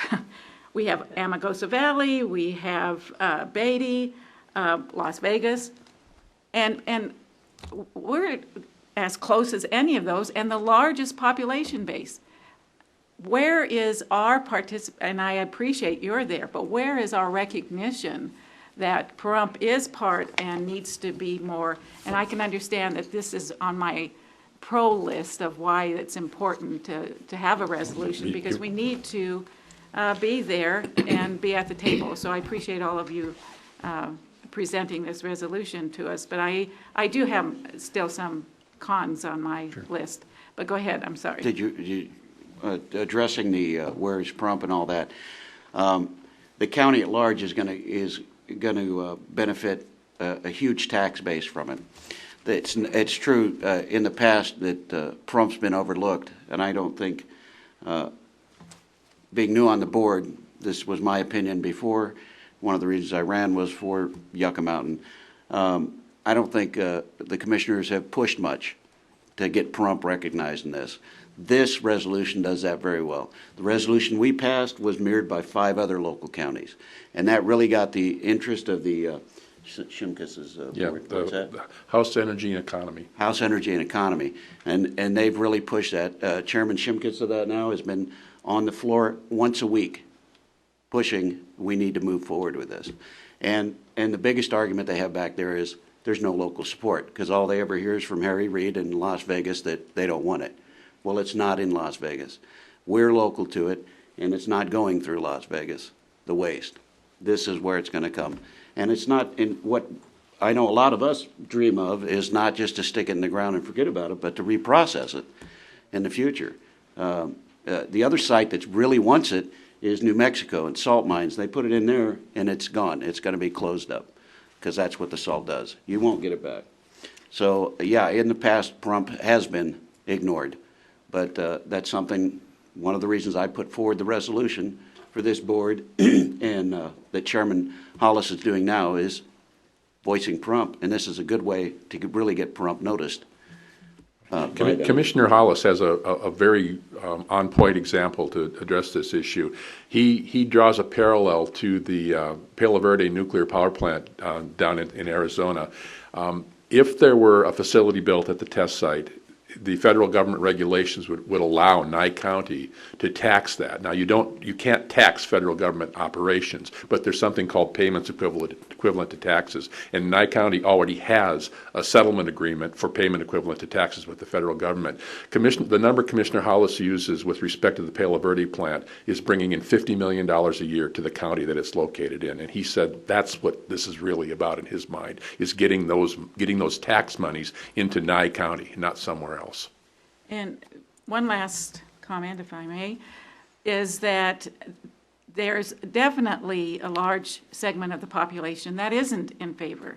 And even though we might, as a government entity, say that we could pass a resolution, again, because Pahrump has not had any visibility or ability to have a broader voice, those people that have been in opposition really haven't had their time to make their statements.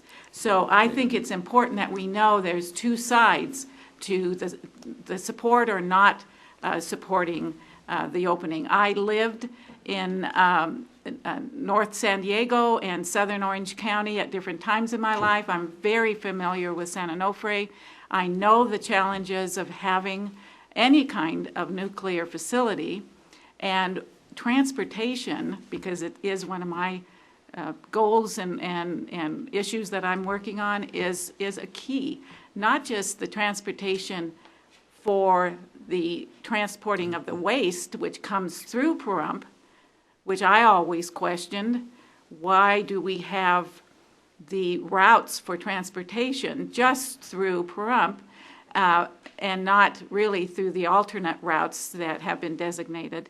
But I also have been concerned that the transportation for individuals in case of any kind of natural disaster or any kind of disaster as Japan experienced, that there is no plan, and there hadn't been one for San Onofre, and we had to work very hard to get it, to transport people out of the community if there is such a thing. So disaster preparedness planning around anything seems to be a very important pre-planning that has to go on. So those are just a few of my issues and concerns. There are so many questions in what you just said. I'm going to try to pick 3 of them just to tell you how we would address them, okay? First of all, and this is at the heart of the resolution, many people who are opposed to the repository don't know that it can be safe. And when the federal government set up this repository program, they set a totally independent agency, the Nuclear Regulatory Commission, to oversee this. Historically, the Department of Energy has been able to do things on their own, working under their own Defense Nuclear Safety Board. In this case, they have to meet an EPA regulation, and the NRC has to agree that they meet the EPA regulation. That's what the licensing hearing is really about. Now, what this resolution says is, why don't we finish the license application so we can get that answer That's the starting point. Get the answer whether or not the independent regulator agrees that this can be done safely. Part of that licensing process is an opportunity for people who have questions, who have different opinions, to raise them in an adjudicatory venue. There's an administrative court that administers this, overseen by 3 judges. And the state of Nevada has nearly 300 contentions accepted by the Nuclear Regulatory Commission for this hearing. Those will be heard as part of this. The issues that people have about whether this can be safe will be heard. And the final part of this is the license application itself cannot be granted until there is a plan for how to deal with emergency. They're all wrapped together into one. So it's all there. And like the way I read this resolution is, why can't we at least find out if it's safe? Let's find out what the issues are. Let's find out how to resolve those issues before we really say, can we go forward or not? Thank you. Dr. Waters? Yes, Mr. Chairman, I'd like to make a motion that we approve Resolution 2011-10, a resolution supporting completion of the Nuclear Regulatory Commission's review of the Yucca Mountains license application. I'll second. And before we move forward, I'd like to make a comment.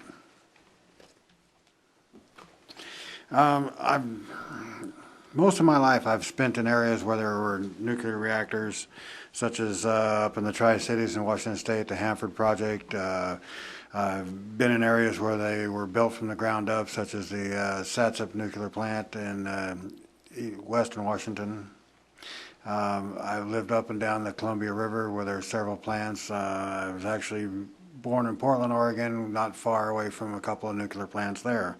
So I've been around these things quite a bit throughout my life, and it's not something I'm really favorable for, but the people that I talk to, they keep looking at the benefits to the town as far as what it'll bring, as far as how do I say it, support work, the number of jobs that will be created to support the efforts being carried out there, and everything that I've seen or read or the knowledge that I have about it, the next logical step is the licensing. Without going forward with the licensing, we can't open it up for more public discussion, more public workshops.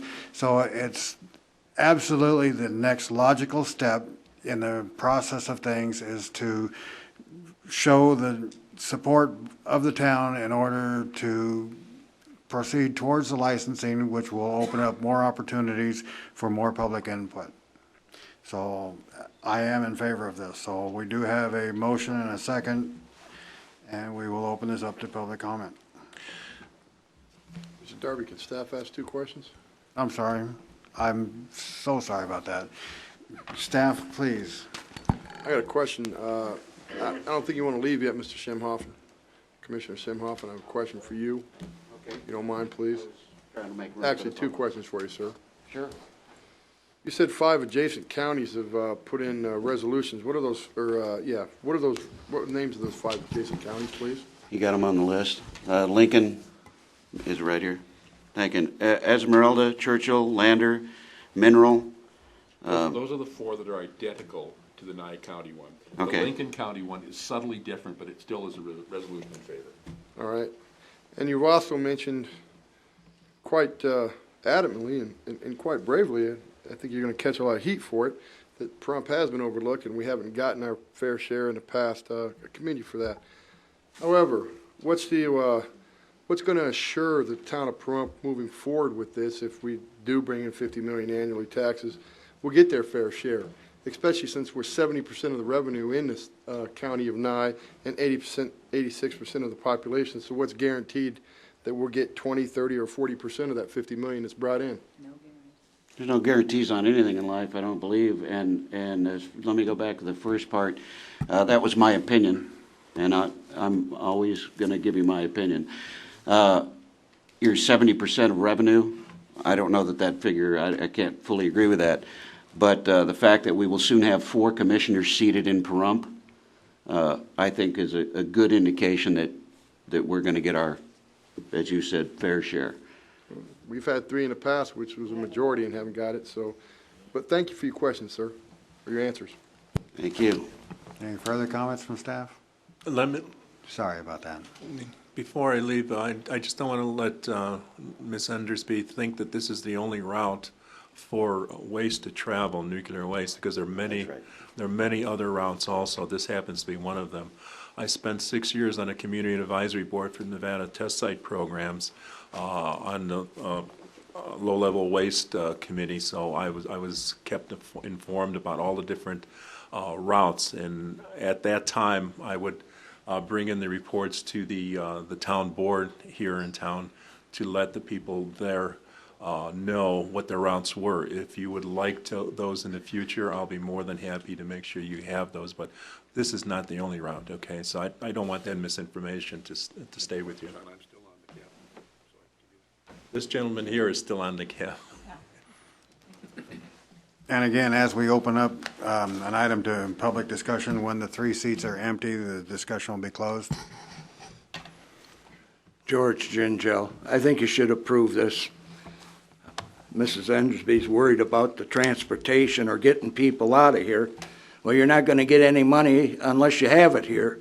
So you are not going to be able to afford the transportation out of here if something happened. And truthfully, I'd rather see the nuclear waste coming through here than a tanker full of chlorine that tips over and poison, well, won't kill as many people maybe as a major nuclear thing, but it will kill a lot of people.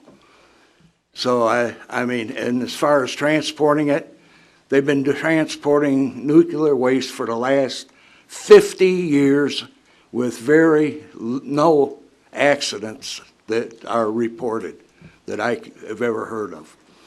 So I don't see you have a worry about that. The only thing is Las Vegas don't want it, and what Las Vegas don't want, Reed don't want. Where the money is where the biggest voices come from. And they're not going to listen to anybody here. Thank you. Thank you.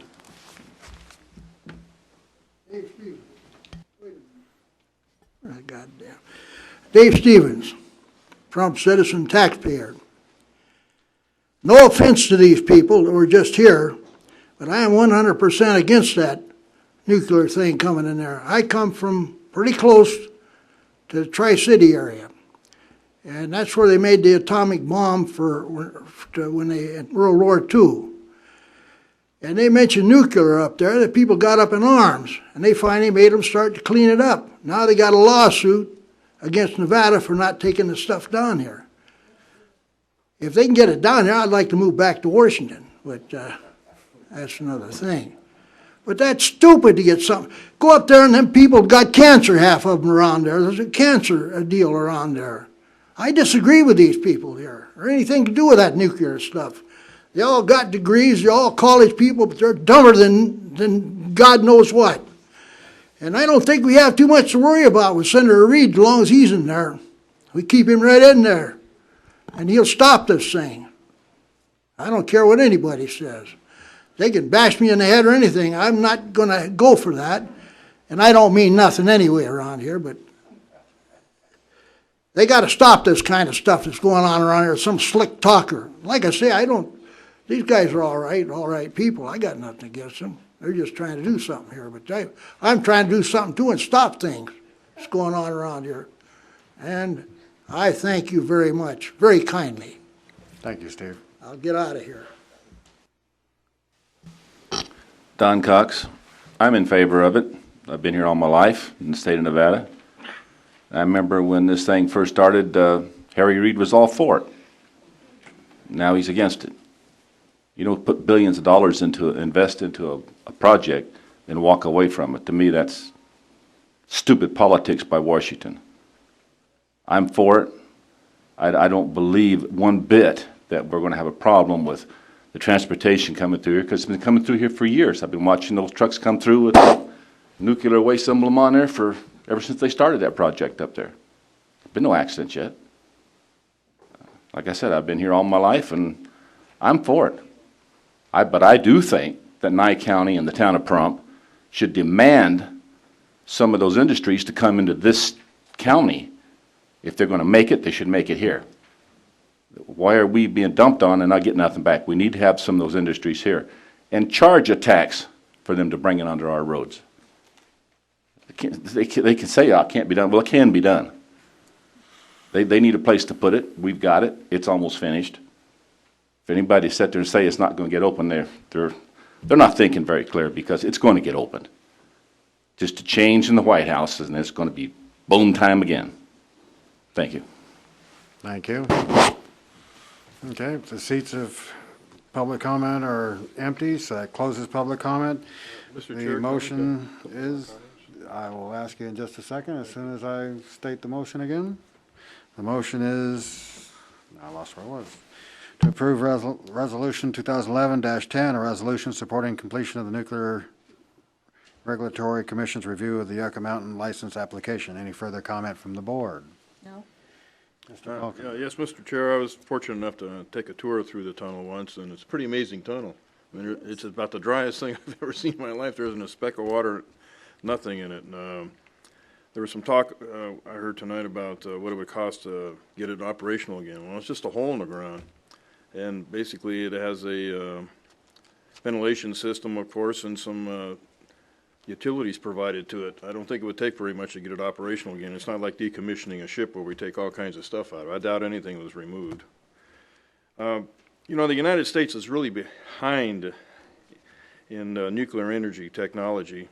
As I recall, only 15% of the energy is used out of it, and then it's called spent fuel when we want to stick it somewhere. It tells me that our knowledge of the fuel is very primitive, and there's a lot of room for technology advancements. And if we could bring that here and start looking at that and be the leader in the world instead of following behind in the world when it comes to nuclear fuel, maybe Nye County could, instead of being at the bottom of the barrel, could end up being at the top of the barrel, so to speak. I think there's a tremendous amount of opportunity here.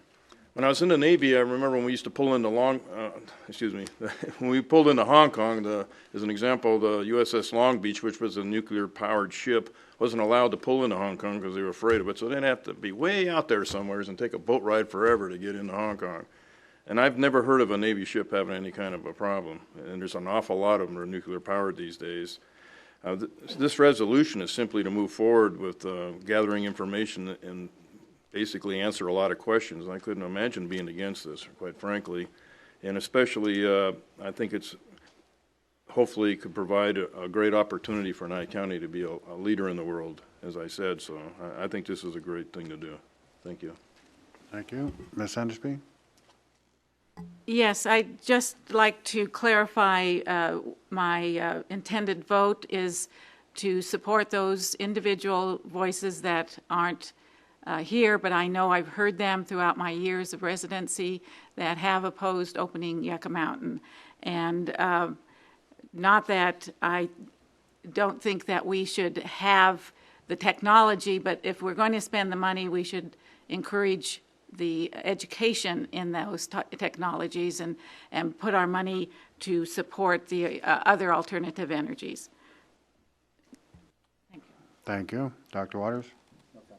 Okay, so we'll call for the vote to approve Resolution 2011-10, resolution supporting completion of the Nuclear Regulatory Commission's review of Yucca Mountain license application. All those in favor signify by saying aye. Aye. Aye. All those opposed?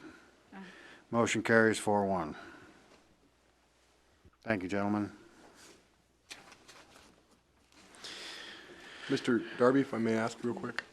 Mr. Schemhoffen?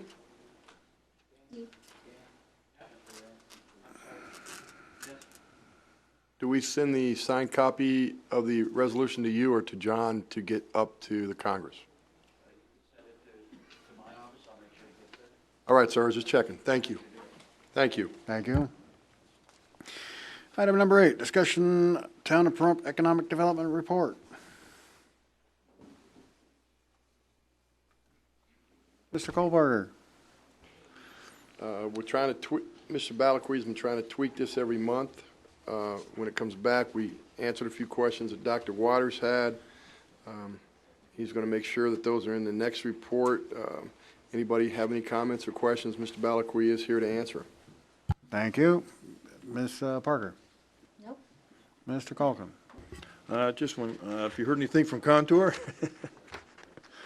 Yes, I did. I got an email from, or a text from Don Holbrook on Sunday advising I was supposed to get Phase 2 of the project to me here by the end of this week, and then I'll sit down with the ad hoc committee and tear it apart, put it back together again, and put it back to you guys. Thank you. Thank you. Ms. Endersby? Just a thank you to staff for working on this and bringing a broader input on the report. Appreciate your efforts in that. Thank you. Dr. Waters? Yes, thank you, Mr. Chairman. I've looked over the report, and I'm very pleased with it. I did speak to Mr. Balakwe on it, and we went over a couple other things that he's going to make some changes on and add some additional information to help us out and make it clearer. I think the report is heading in the right direction, and again, thanks to Mr. Kohlbarger and Mr. Balakwe for giving us this report. Thank you. Thank you. I too, I think that it's looking tremendous. It's a lot more information than we've had in the past, and I greatly appreciate it. So my thanks to staff. On behalf of staff, town board's welcome. Alrighty, that brings us to item number 9, discussion possible decision to approve scope of work for G.C. Wallace to provide for engineering and surveying services for the Petrick Park lighting design Field C, not to exceed $15,000 payable from park impact fees. Mr. Darby, if I may? You may. This is one of the goals and objectives that the town board had given the town manager and staff to accomplish upon the town board voting for that. Mr. Matt Lewis of Buildings and Grounds ran with this project, saw it was a goal. He's been working on it for quite some time. So he contacted G.C. Wallace, which is our engineering firm, to set up an engineering and survey services for Petrick Park. You saw their estimate in the backup. It's $15,000. Mr. Lewis is here to answer any questions. Thank you. Any questions from the board? Dr. Waters? No questions, Mr. Chairman. Ms. Hennessy? No questions, sir. Mr. Calkin? Mr. Lewis, could you explain as to why the need is here? Okay, if you look in the proposal, you can see it states in there that this is for new and existing facilities in that area over there. We have issues with on the A and B field. Those lights were put up by volunteers many years ago. They're wooden poles, and they're falling down there. And the service panel is not adequate to what we have at this point, much less adding to it.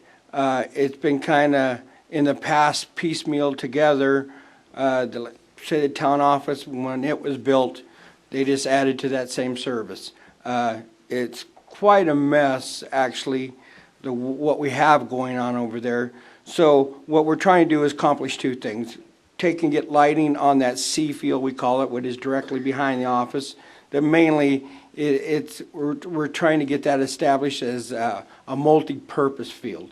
The dog people have been doing all their events out there. We had an event this weekend out there, and like this time of year, 5 o'clock, it's dark. And so that field's really useless for all these months. So that's what we're trying to accomplish, light that field, but also at the same time, we're addressing issues that will come real soon on the A and B field to address the lighting issues on those two fields also. Okay, the reason why I asked you that question was that I feel that the south side of town should be looking at a park one of these days, and of course the Kellogg property. And we hear that we don't have the money, and I just wanted the public to understand that in part this is a safety issue. As you said, there's some wooden structures that are starting to fail. You've got a power panel and so on that's not up to what you need and so on. And I just want people to understand that this isn't just wanting to spend some money, but it's to address what could be problems in the near future. And, because, you know, if we keep spending money, then we'll never have any money to, you know, develop a park down the road. And for the south side, that certainly deserves one, but this is just something that needs to be done, and I just wanted you to kind of explain that to everybody so that. Yeah, I agree with you completely. I mean, the south side is something that the Parks and Rec Board and myself been working on, trying to get something established there. Any way you look at it, I think that it's a few years out to get something actually functional out there with lighting. And the lighting on this C field will definitely help take the pressure off the fields of the baseball diamonds. Like if you look right now, we got Pop Warner football. They're sneaking in before the softball team comes on. And this just will open up a little more field time for all different type of organizations to use. Over in your yard, you have some lighting, I think you got from Clark County or something. Is that something you can use? Yes, we got the lighting from Cashman Field, and we're looking into it now. We talked to Beck Environmental, and there are some issues with PCB, I believe it's what it was called, in the ballasts. Well, we have the condensers. So far we found out are clean. They're good. We can use. We still don't have the confirmation on the ballasts if we could use that light. I mean, use those lights on that piece.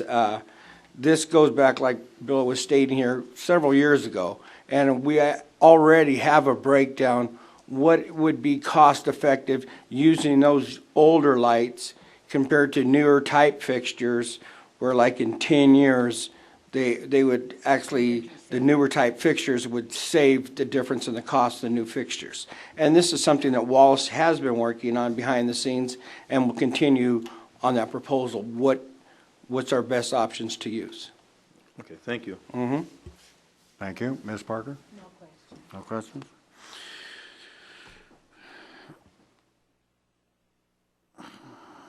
So the amount of 15,000, that's to incorporate both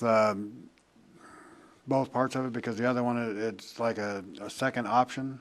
So we're covering both options on this? Yes, that does. That covers both the options. Okay. That was it for me. I'll entertain a motion. I'll be glad to make one.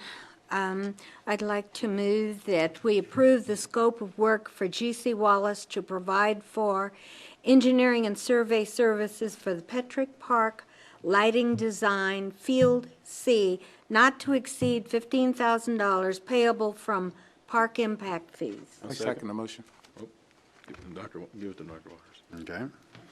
All righty, we have a first and a second. We will open this up to public discussion. And once again, during public discussion, anytime the three chairs are empty, discussion is closed. Any public discussion? Seeing none, discussion's closed. We'll put it to a vote. All those in favor of approving the scope of the work for G.C. Wallace to provide for engineering and surveying services for the Petrick Park lighting design, Field C, not to exceed $15,000 payable from the park impact fees, signify by saying aye. Aye. Aye. 5-0. Thank you very much. Item number 10, discussion possible decision to select, award, and approve funding for RFP number 2011-04, new roof for the Bob Roode Community Center. Mr. Kohlberger.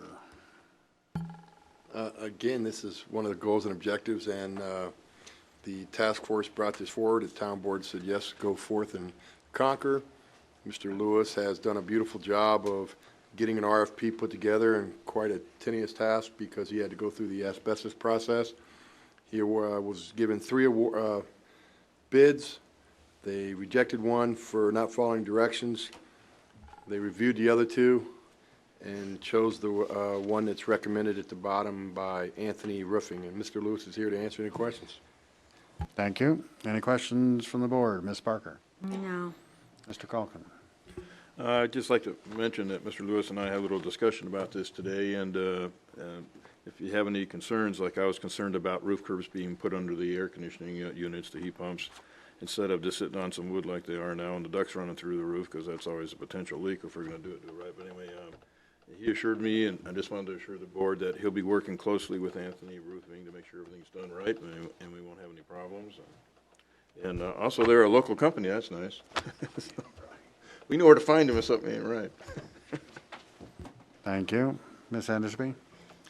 Yes, and I also had a discussion with Mr. Lewis and asked similar questions, Mr. Culkin, as to some of the work order and making sure that we don't have, what do you call it? Change orders coming forward. And Mr. Lewis felt that we'd have minimum change orders, but you never know until you get into the job whether you are seeing something new. So I appreciate the information and the questions that were answered today for me also. Thank you. Thank you. Dr. Waters? Yes, just looking it over and looking at the background, and I know I've mentioned before, having worked with RFPs for many years, over 30 years in some cases, anytime a company doesn't follow the proper procedures, they're disqualified. And that's exactly what you did on one of the bids. So just want to say that that's normal procedure. I think some people felt that it was picking on people to say that, but that is normal procedure. You don't follow the procedures, you're disqualified. So again, I think as Matt has answered the questions and given us a lot of information, and I agree with the company selected. Thank you. I just want to say thank you for your hard work and the time that you put in on this. It really shows. For me, I had no questions. Everything was answered. I appreciate that. You did a tremendous job. Thank you. With that, Mr. Chairman, I'd like to make a motion. Okay. To go ahead and, I'm probably on the wrong page here. Too many pages here. Let's see. To go ahead and award, pardon? Bottom of page 1. Oh, is it on there? Okay, I gotta find it now. I had it and I was looking at something else. Yes, it's right. Want me to make the motion? Go ahead and make the motion. You're looking at it. I'll second it, though. I move that we award and approve funding for RFP 2011-04 to Anthony Roofing and waterproofing in the amount of... Your mic's not on, sir. Sorry about that. I move that we award and approve the funding for RFP number 2011-04 to Anthony Roofing and waterproofing in the amount of $34,000 to re-roof the Bob Root Community Center per the bid specifications. I second. I'm going to go with her. That's right, go ahead. All right. So we have a motion and a second to award and approve funding for RFP 2011-04 of the new roof for the Bob Root Center to Anthony Roofing not to exceed $34,000. Oh, I thought you said that. I didn't know if you were coming back here or not. Is there any further comment from the board? Ms. Parker? Yeah, I think the reason that it took so long to get this done is because there was no program or process in Nye County involving removal of asbestos, which I find absolutely fascinating considering all the old buildings in Tonopah that have been rehabbed. It's amazing they never found any asbestos, right, Matt? Just our luck. Yeah, right. Good answer. It's funny how the rules are different for us and the rest of the county, isn't it? Any other comments from the board? Mr. Calkin? I would just like to point out that Anthony Roofing, a local company, is close to $18,000 less than the next bid, so that's pretty nice. In our favor, $18,000 less. Thank you. Ms. Andersby? No. Dr. Waters? We'll open this up to public comment. And again, during public comment, anytime the 3 seats are empty, public comment is closed.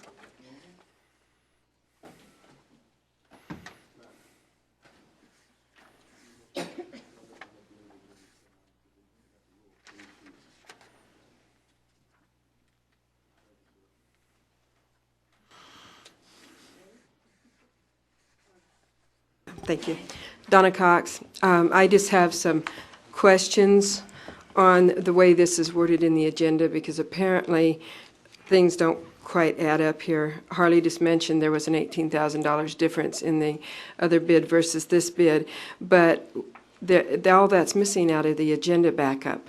And I think it should have been put in accordance with all the way all the backup has been presented before.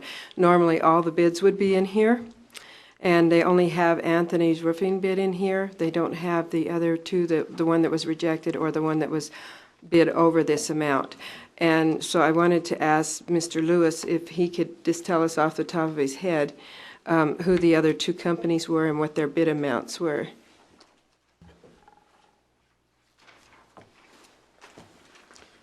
I do believe I have that information. One second. I can answer that question if the Please. That's all right, I town asked board him. prefers. I would prefer that Mr. Lewis answered it. He's the one I was directed it Commercial roofers to. aimed for $52,661, and since the other one was disqualified, we did not put a price in there.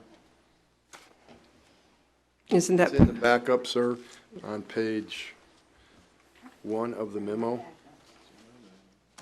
Well, it's not in the public's backup, and I believe it should be. The memo's in the backup. Okay. You say it's in the memo in the back?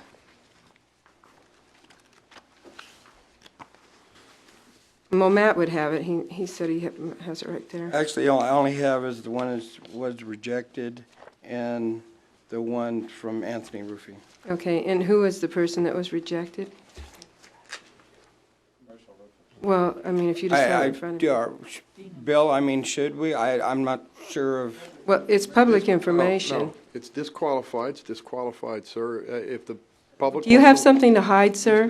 Darby, if the public wants to look at the bids, they can come down to the town office and look at the bids. That shouldn't be necessary.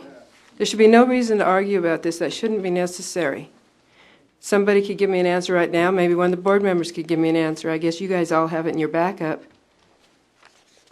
My backup's emailed to me, and they were all in there. And on the email list, you're included, so I don't understand why you didn't get it. There's nothing here. There's nothing here. I mean, everything was submitted. Well, could you just tell us then without, I mean, if you have it right there in front of you, just make it convenient. Apparently, Dean Dunn Roofing was disqualified. Dean Dunn? Okay. Commercial Roofers, Inc. And Commercial Roofing, Inc. Okay. $52,661. And Dean Dunn is from Las Vegas? Yep. Okay. That right there's enough to disqualify him as far as I'm concerned, but still, it should have been in our backup. Thank you. Yes, my name's Louis DeCanio, and basically my question was very similar to that. This was the first I heard about it, and I've been in the construction field, and I understand that you have to have bids and stuff, and I've actually had work done where I've actually called construction companies and got bids. Now, basically what Donna said was, number one, what was the guy's bid, and number two, what did he do that disqualified him? You know, I think that we have a right to know that, because if it was something that he did, you know, I agree with it. But if there was something that maybe, you know, there was some preferential treatment or something somewhere, we'd like to know that also. If the contractor did something that didn't follow procedure, just tell us what he did. Very simple. I mean, that's simple. You know, what's so hard about that question? And you could also tell us what his bid was. You know, what's so hard about that too? You know, this is no secret document. You know, we don't have no. Can I cut to the chase on this? Pardon me? It was not a sealed bid as requested in the RFP. It was actually faxed over. Okay. And it was just shy of $30,000. Okay, that's good. And what was the reason that his bid got rejected? It was not a sealed bid as required in the RFP. Oh, so in other words, he didn't put it in an envelope, so we're going to pay the higher bid then? No, we're going to pay a lower bid. No, you just said that it was 30,000, the one that was rejected. Yeah, you just said it was 30,000, the one that was rejected. Yeah, so we're going to pay a higher one. Well, we're going to pay a higher bid. Well, thank God that the second guy, licked that envelope, otherwise we'd be paying $52,000 then. Yeah. I'm a businessman, okay? You get the same job done for the cheapest price, that's how you run a business. Mr. Chair, if I may, looking at the disqualified bid, he also didn't say very much compared to what he would do compared to all the other ones. So to me, it's kind of an incomplete bid. So the other ones went in far more detail about what they would actually do. That's good enough, thank you. Yes, sir. George Gingell. I just think Matt did a terrific job of writing it and sifting through everything. And I'm sure glad it's a local company, not some outfit out of California, or you guys would have probably paid $95,000 for a California company. Thank you. Thank you. Butch Clendon, citizen of Pahrump. I'd just like to reiterate, I mean, I like having things in front of me and seeing numbers and where the money's coming from. On the funding sources, it's blank. And I just like everybody to know that where the money's coming from. I've reported it in previous meetings of the board. The Nye County Commission has funded a grant for roof repair, which there's still $73,000 available to the town. So this money would come directly from that fund, and it wouldn't actually come out of the town of Pahrump capital funds or the insurance claims at this point. So I believe it should have been put in here this way, so not only the board had the correct information, the public had that information also. I'd also, like to thank the county for giving us this money, and we're finally going to use part of it. And I'm hoping that's one of the things that the board's going to address, the rest of that money that might be available. And that's one of the proposals that we're going to meet on next Tuesday, that we're going to ask the county so we can use the rest of that money and go forward with this. Thank you very much. Thank you. Don Cox. I keep hearing from Mr. Waters up there that thing has to be done proper. This agenda is a joke. It's not done proper, but you're going to do away with bids because somebody doesn't do something just a certain way. This wasn't done right. Do away with him. Fire him. Fire him tonight, because you're all sitting in a very bad spot up there with the town. It's not just me saying this. The town is mad. So you guys, you want to be particular about things got to be done right. This isn't done right. Fire him. It's about time you went.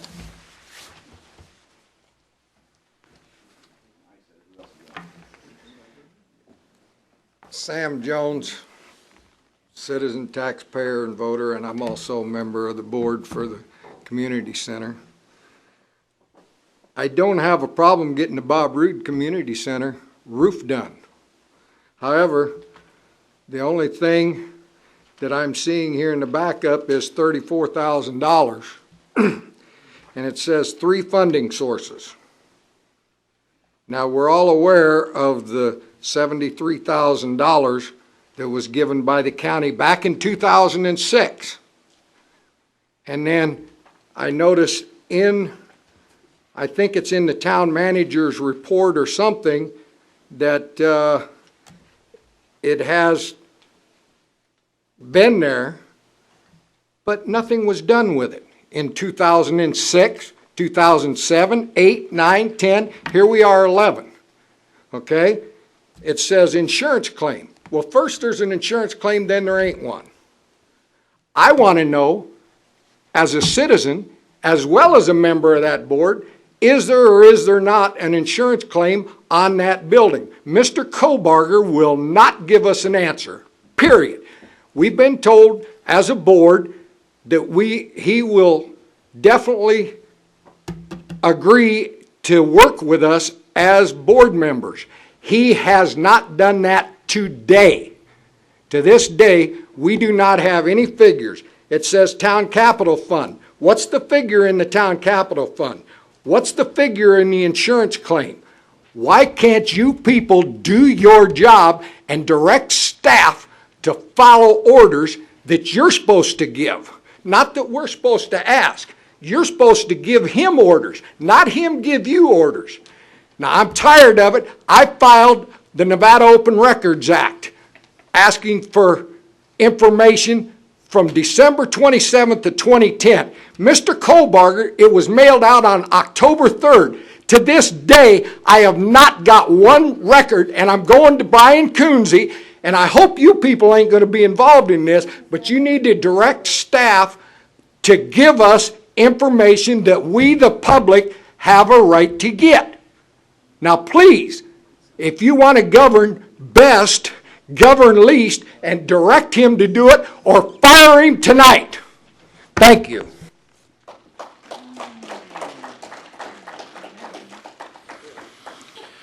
All right, the chairs are empty, public comments closed. We have a motion and a second to award and approve funding for RFP 2011-04, a new roof for the Bob Rood Community Center to Anthony Roofing, not to exceed $34,000. Any further comment from the board? Dr. Waters? Nothing. Ms. Endersby? Yes, I did ask for clarification on the funds because I want to make sure that with the study that Beck Environmental did, that we had enough funds to cover all the costs that we're looking at on this agenda item. So I did direct staff to give us that information so that we can get clarity on the amount that's available and how much is going to be expended and get a bottom line on it. And I just wanted to put that on public record that we would like to have that. Thank you. Thank you. Mr. Calkin? No. Ms. Parker?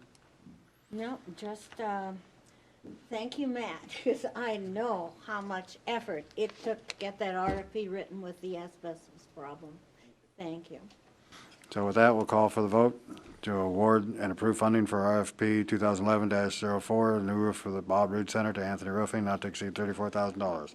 All those in favor signify by saying aye. Aye. Aye. Any opposed? Motion carries 5-0.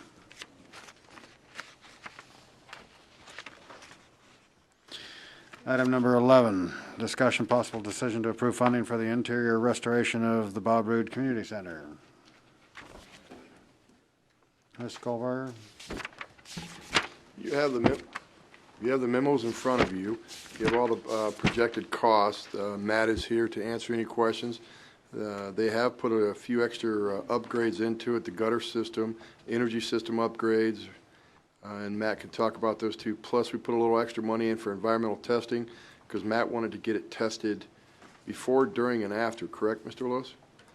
So we put a little extra money in for that, and then everything else in there is self-explanatory, including the contingency. And Mr. Lewis is here to answer any questions. Thank you. Any questions from the board? Ms. Parker? No. Mr. Calkin? No. Ms. Endersby? When I looked at Beck Engineering's study, they did refer to VEA's energy audit. And with that energy audit, there was no specification as cost being quoted in there, nor in the Beck Engineering. So they both have left it up to, I presume, you or somebody to determine and tell us what the retrofitting for energy efficiency will cost. I know VEA listed out a number of items.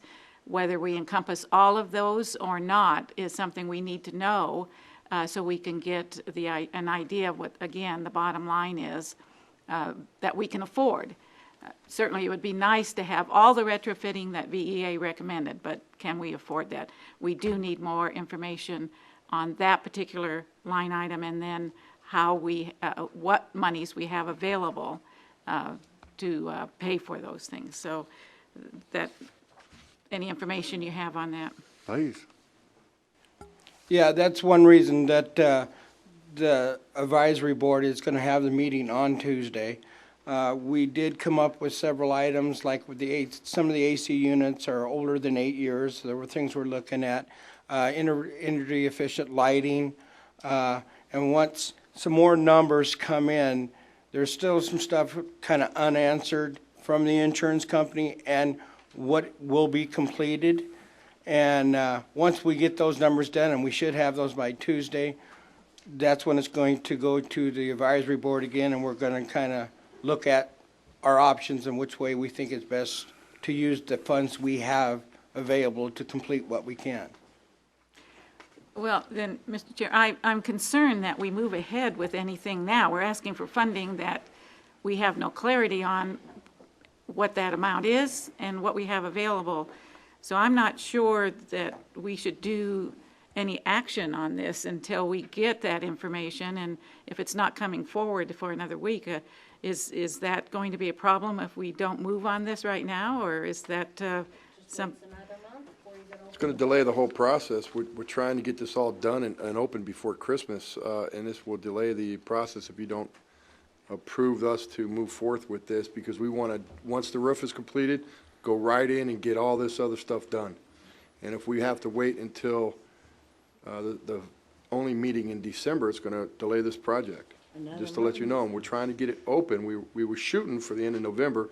That's going to be probably unrealistic because of the roof's going to be 2 to 3 weeks, and then the restoration and everything. But likely everything falls together. We could have this all done and open before Christmas. Mr. Chair, if I may point out, this funding would also be for the mitigation of the mold, correct? Yes. I believe that Ms. Hendersby still has the floor. Well, I just, are we on public comment, or are we're still on? We're on board okay. member comments. Then I understand that it's never a good idea to delay, but it's not a good idea to move on information that you don't have full disclosure on or full information to know where you're going with it. So I am concerned about moving on this evening. If you feel it's going to come you're going to be able to get, staff's going to be able to get a clarity on that within the next week. Is that what I'm hearing you say? Hopefully, yes. Again, we're at the mercy of the people that are doing the funding. What kind of response will we get back from the commissioners? What exactly will the insurance claim cover, and how much? Those are the numbers we do not have available to us at this point. And that's why we just, we've come up with this. This is kind of what we need. Where we end up, we're really not sure. I understand your concern, but this is what we have to work with at this point. Then can I just ask then, Butch, you're the chair of the advisory, the task force. Is this something that you have set a goal for completion by December, or is that something that we're just assuming we would like to have it completed? The task force has always, our goal has been to get the building open in the most expedient manner. With the information we've been able to get. Unfortunately,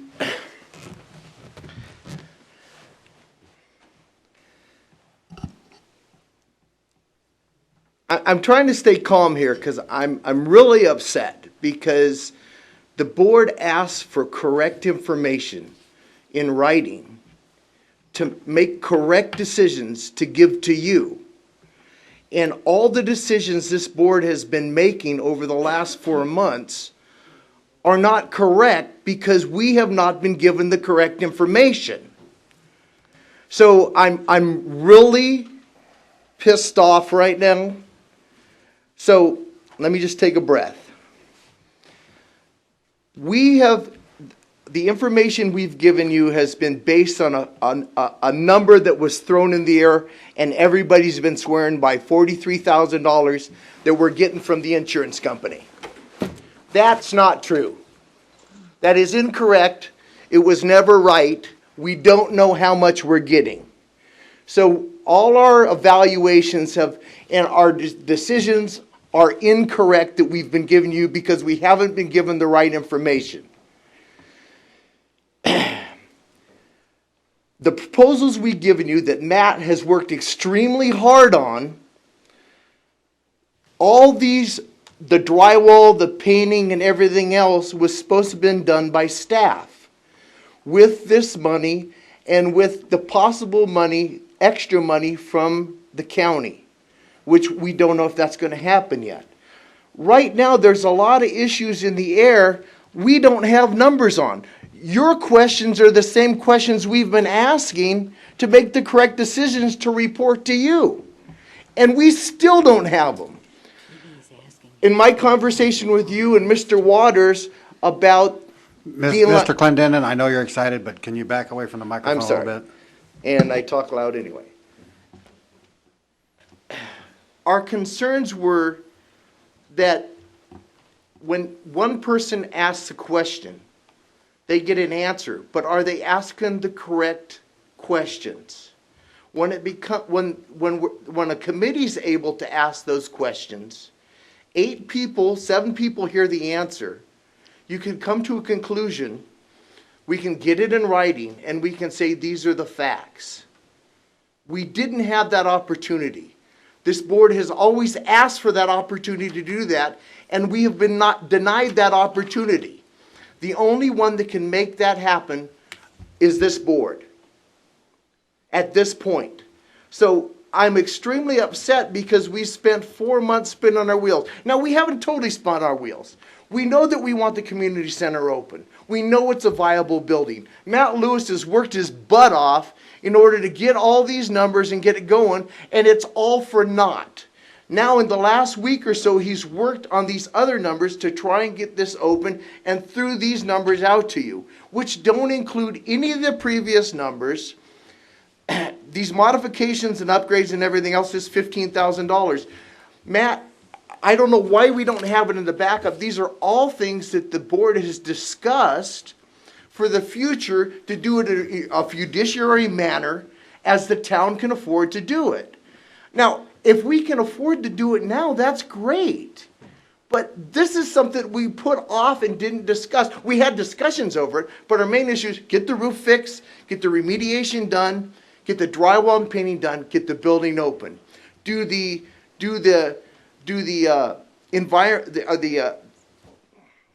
upgrades in a timely manner, which Matt said, the lighting, go to the Super T8s, upgrade the air conditioning on the roof. We talked about upgrading some of the electrical for some of the, in the kitchen area, and upgrading the kitchen cabinets. These are all things that we discussed, but our main issue was to get the building open.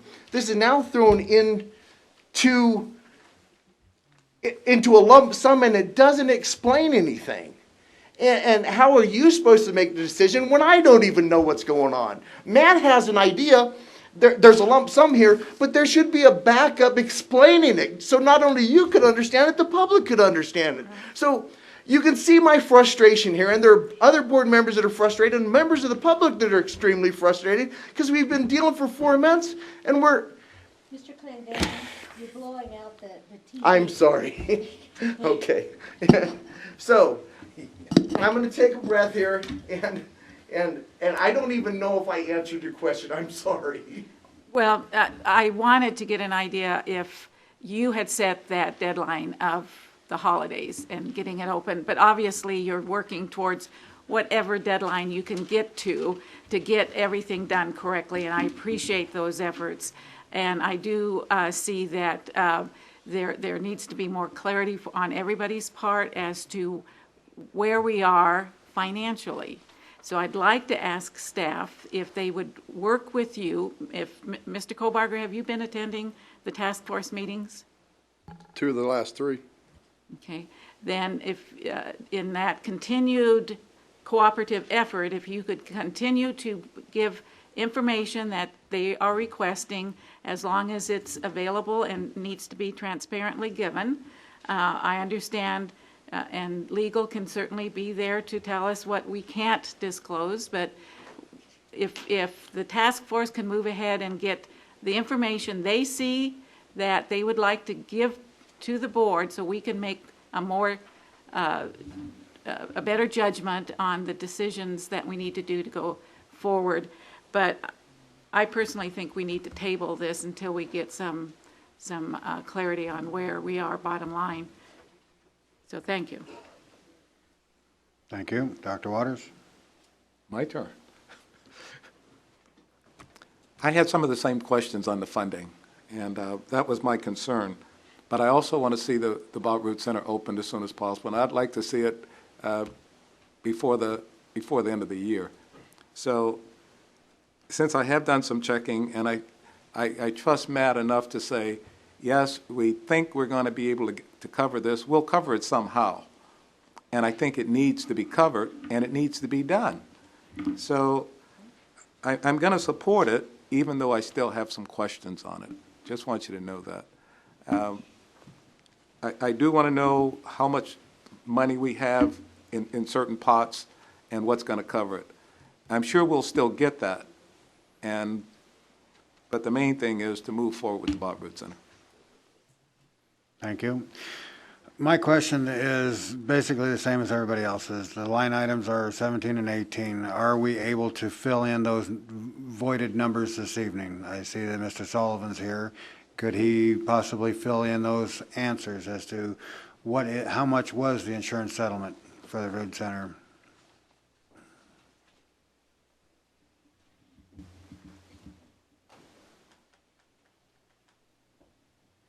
And as far as the town's capital fund, that's in the budget. So the only missing figure really is that settlement amount. Mr. Sullivan.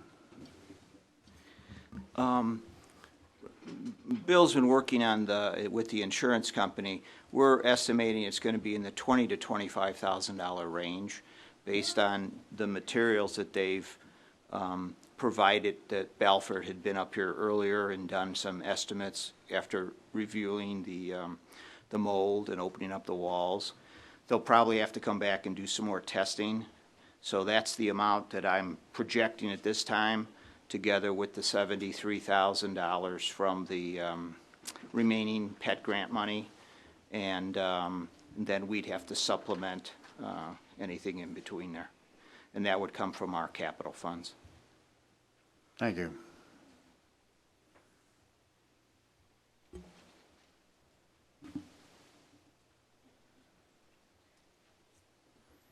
Any further comments from the board?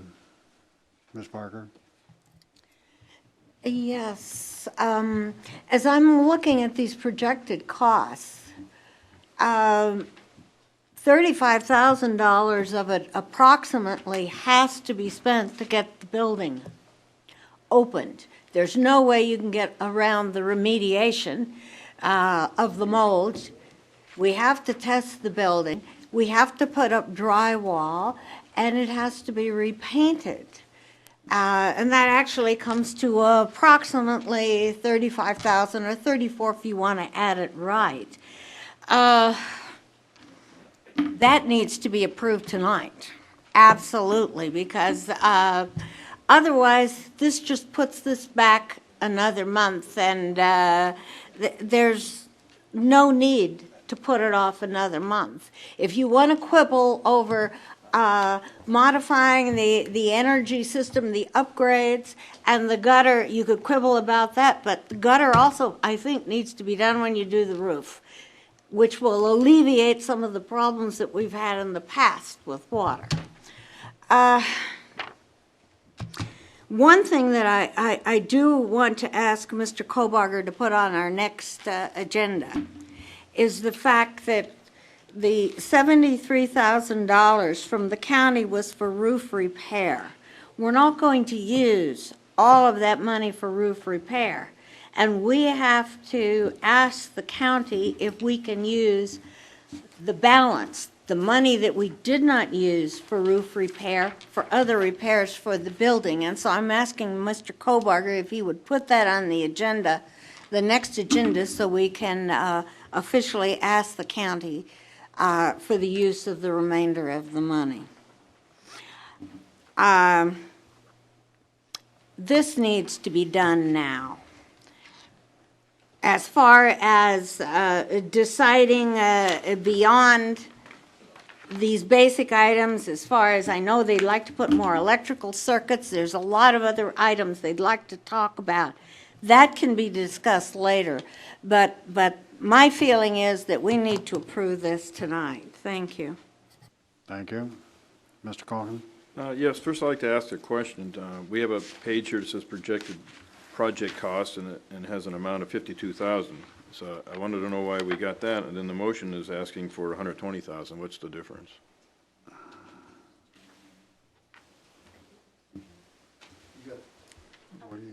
Where's your motion? You've got the old version, sir.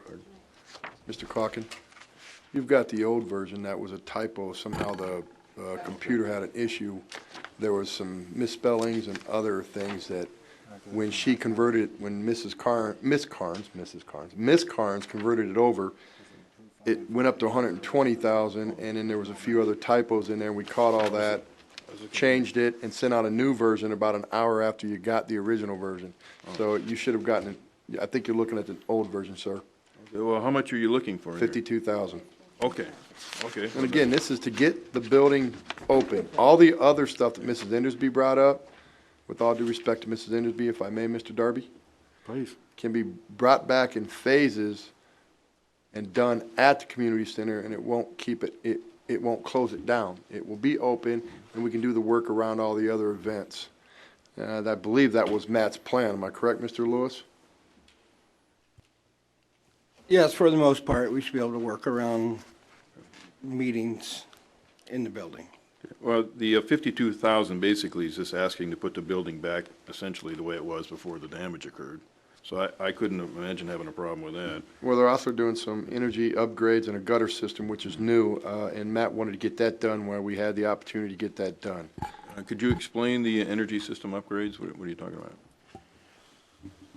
Well, it kind of got lumped together. Again, the task force or the advisory board, we've talked about the inefficient lighting, double pane windows in the A and B room, new AC units, what's some of the other stuff there, Butch? The upgraded circuits, these are, yeah, those were. Yeah, those are kind of, further down the line, the electrical additions. But just, again, we were kind of referring back to the Beck and to Valley Electric's proposals, or whatever you want to call it, their reports. And those are kind of the key items they hit on.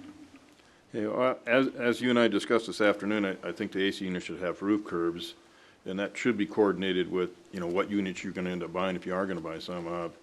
Do you have a wholesale source for those, or how are you? Yeah, we do. We get, can't think of the company, but our Carlos, who is our certified AC guy, he does buy them directly out of Vegas. Okay, because I give them to you at my contractor cost, that'd be no problem if you needed to do that. Well, you've answered my question, so I don't see any problem with the 52,000. Anything further, Ms. Endersby? No. Dr. Waters? Nothing. I'll entertain a motion. All right, I'll go ahead and make a motion to approve spending up to $52,000 Second. to put the Rood community interior back to whatever needs to be done. Interior restoration. Yeah, interior restoration, for the, I'll restate it. To spend up to $52,000 for the interior restoration of the Bob Rood Community Center. Second. Okay, we have a motion and a second. Any further comment from the board? I'll open this up to public comment. Kenny Bent. I don't even know where to start here. This is pretty absurd. Several months back, the board had me go to Mr. Kohlbarger's office with a RFI, request for information, in regard to largely getting some documentation on the insurance, which of course we told did not exist. But however, there's been this number coming down all the time, many times, of $43,000. The insurance company was going to pay for the roof, but not for the remediation. Many times I've asked that in various and sundry ways of Mr. Kohlbarger, and apparently not just being withheld, but flat out lied to. The board has been working on the number of 43,000, which both Ms. Parker and Mr. Culkin said absolutely set in stone, exists, and there's no ties to it. The insurance company is going to pay it to use for whatever we needed on the building. So we've been working with that number and the $73,000 from the county. The question at the time was, and I've also heard from Donna Squires, the senior claims manager on this, and that was basically exactly what she said, and they were not going to pay for any remediation. The point came up then, why are we using these numbers? Why don't we put that out to bid for the remediation and the testing? I have an estimate here from a local Pahrump mold testing company for $1,350 to do the final testing, to go in after the remediation is done, to check everything out, do the final testing, do the certificate of clearance. $1,350 versus the $10,000 that's on here. We did not get a chance to get a remediation company in there to look at it, to give us a quote. We've been told all along we had to stick with Belfour, even though during the time that the insurance company was not paying for any remediation, they were paying for a roof. So this has been, it's not, the information is being withheld. This all comes back directly to Mr. Kohlberger. We've tried, the fact that he's been at the meetings, all he's basically told us is that we're not to ask anybody, any of these companies, any information on any of this. It all has to go through him. And he's refusing to share any information. He's now sitting on an opens records request, which he's basically refusing to answer also. So this whole thing is the other thing too, we were working with those two funds. Nothing about the town capital fund. That cookie jar was not opened. There was plenty enough money here, $43,000 plus $73,000 that we'd been working with up until I just found out now that that doesn't exist. Now we're hearing that the insurance company is going to maybe kick in the 20s or whatever they decide. Now all this work on the inside, the ceiling panels, the insulation, the sheetrock, all that work inside was going to be done by town staff under Matt. And everything's all popping up here. This is just absolutely ludicrous, this piece of paper here. And there again, we've been told solid many times by also including two of the town board members up there that there was set in stone $43,000. Don't sweat it. It's there no matter what we do. Mr. Bent, your time's up. Anyway, would anybody like these? Would you like a copy of that? This was an estimate done for the testing for the mold. Give it to Matt. Okay, well, Matt's seen them. This was for you. Mr. Stevens, do you have a comment?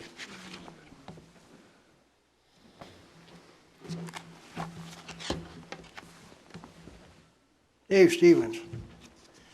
All I want to know is they're going to get a new loudspeaker system in there. That's all I want to know. If you can't get it, I'll pay for it and the town can pay me back later. Or they can sell Kohlberger's car there. Sell that new car that we paid all that money for.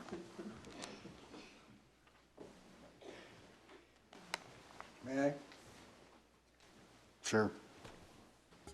Well, Dave, right before we left that building, we did put in that new sound system in there with the 4 speakers in all 4 corners.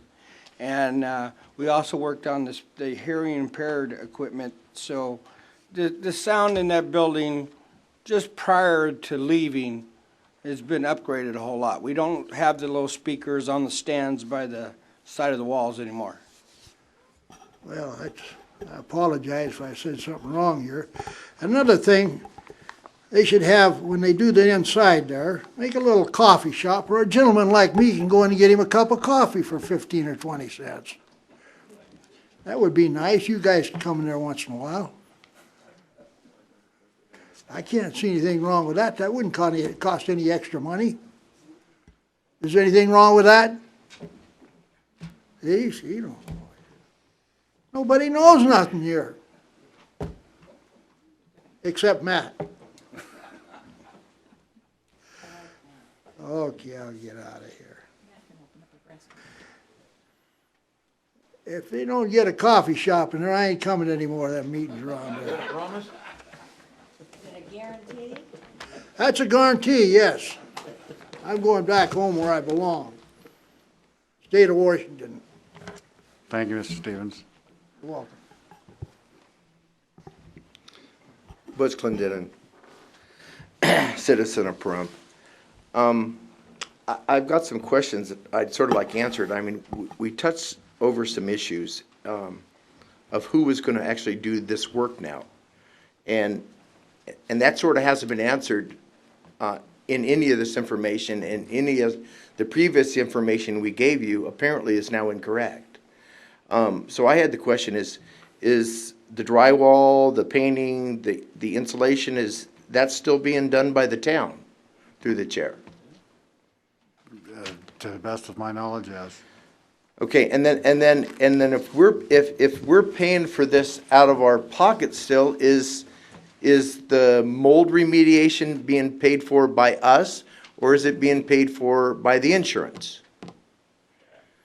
Because the information that I'm getting now is the insurance is paying for all the internal finishings of the building, which would include the insulation, the drywall, and the painting, and the mold remediation, and the testing.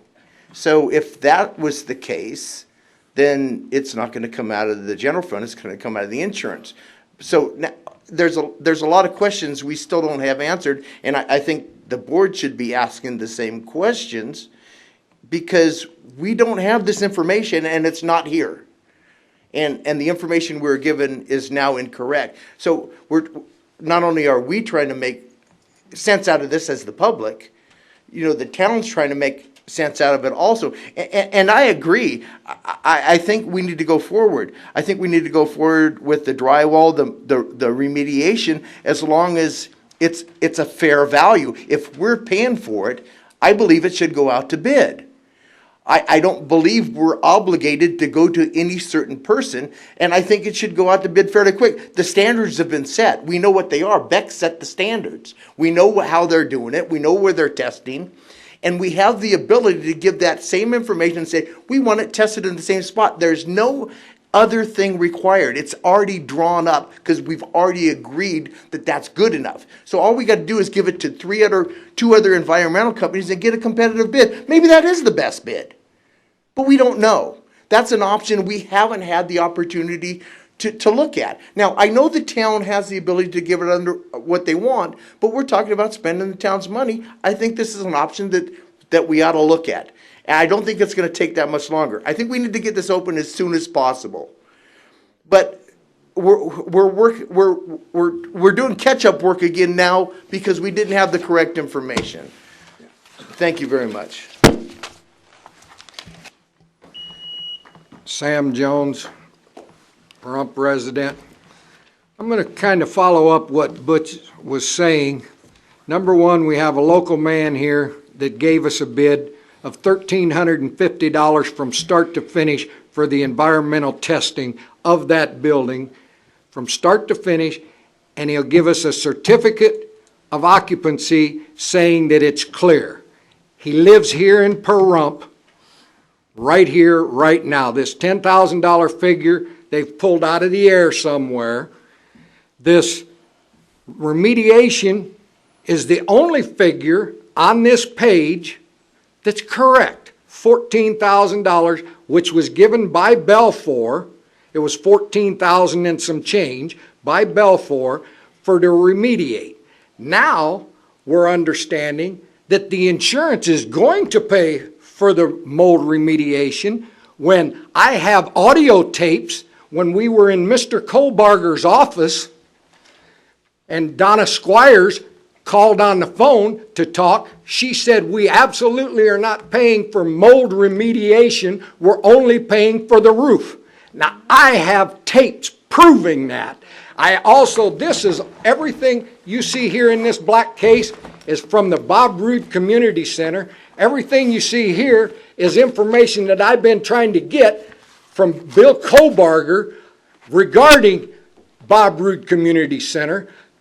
I don't know whether the town is aware that Mr. Al Belliqui tried to sell the community center. I have the proof right here in black and white in emails. I have the proof of this.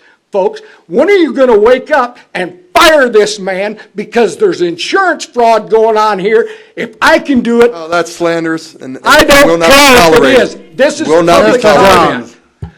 Mr. Chairman, I'm telling you that I, as a citizen, am concerned about what's going on. If I can see something phony going on, why can't you people that are sitting up there demand and make this man give us the information? I have 5 days is what he has under the Nevada revised statute. He's been trying to get me to pay the town $550. Then they went to $229 for extraordinary use of staff to redact some personal information. There ain't no personal information, it's all public information. And I gave him a check for $56.34 in case he has to take the black tip off the marker to mark something out. He refused my check.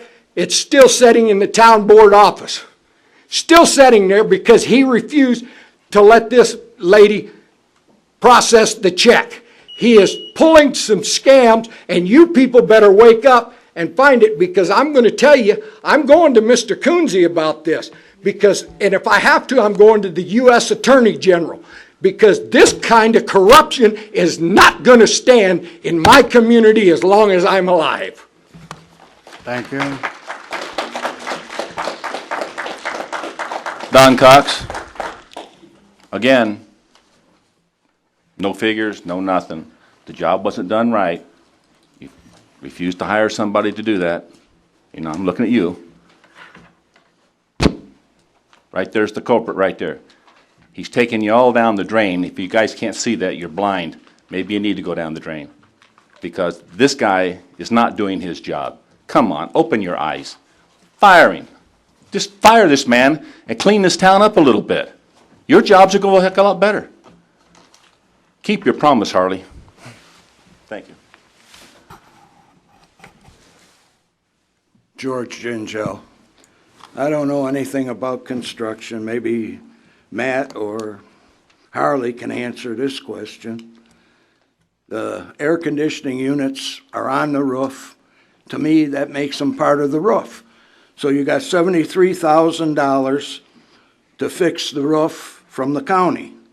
You take $34,000 from that, you got $39,000 left to replace the air conditioning.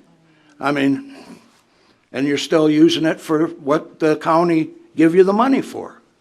Now, maybe I'm wrong, that it's not part of the roof, or maybe I'm not too good at figures, but I just did it quick here, and to me it looks like you got $39,000 of the county money to play with. So, you know, maybe I'm wrong. It's not part of the roof, it's part of something else. Thank you.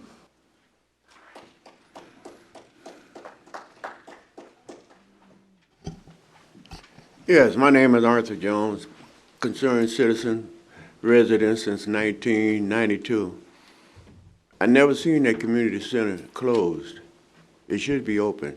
We losing a lot of money with that community center being down, because we used to rent it out and we would make some money back into town. You asked Matt to do a job, Matt Lewis. He did his job. He brought back and told you what needed to be done and wanted to get it done. I would like to get it done before Christmas, like everyone else here in the town.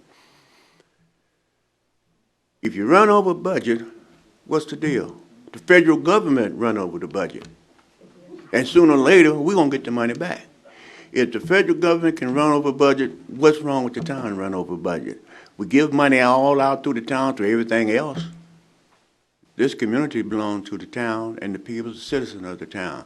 It's up to you five sitting up there to make it work.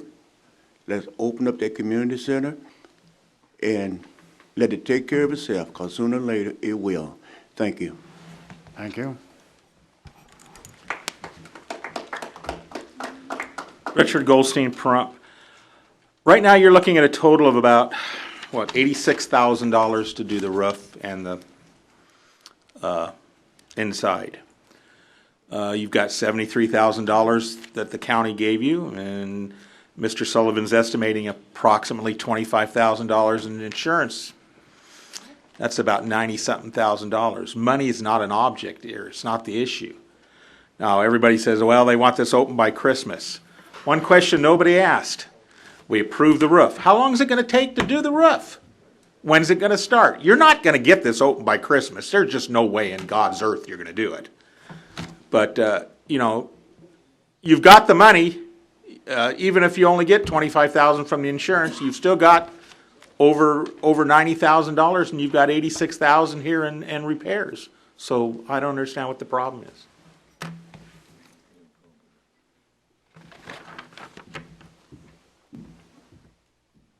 Yeah, Donna Cox. Somebody needs to answer a question for me. These projected costs, are those doing the repairs in-house cost, or are we talking about going through a bidding process? Are these estimates that of what it's going to cost for Matt's department to do this? Do you know? I have to refer that to Mr. Lewis. Okay.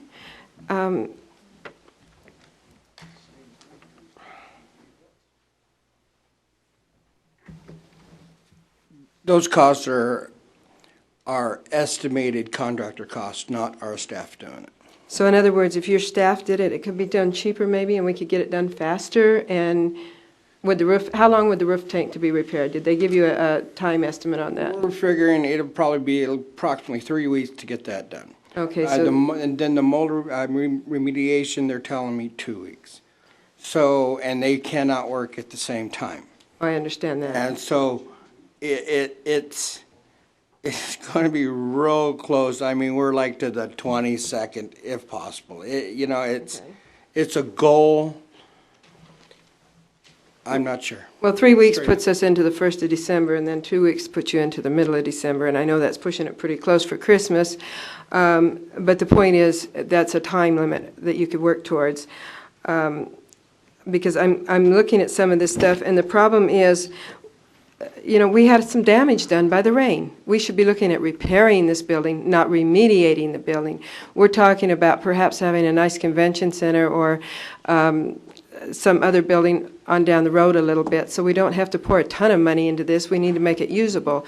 And, you know, there was a new roof just put on to the town annex not too long ago, and that building is full of mold. It's got mold inside, it's got mold outside, it's got ceiling damage, and everybody's still using that building.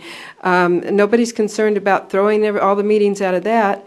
Why are we so concerned about this? Let's not remediate it. Let's repair it. Let's put it back to the way it originally was. Let's get Matt to do it, because I think he's affordable. He's already got a crew that's being paid by the hour, and they need work. Believe me, they need to keep their jobs here. And that would be the place to put the money, not on a contractor that may be out of town or even out of state. As far as I can see, not doing that is creating a sham.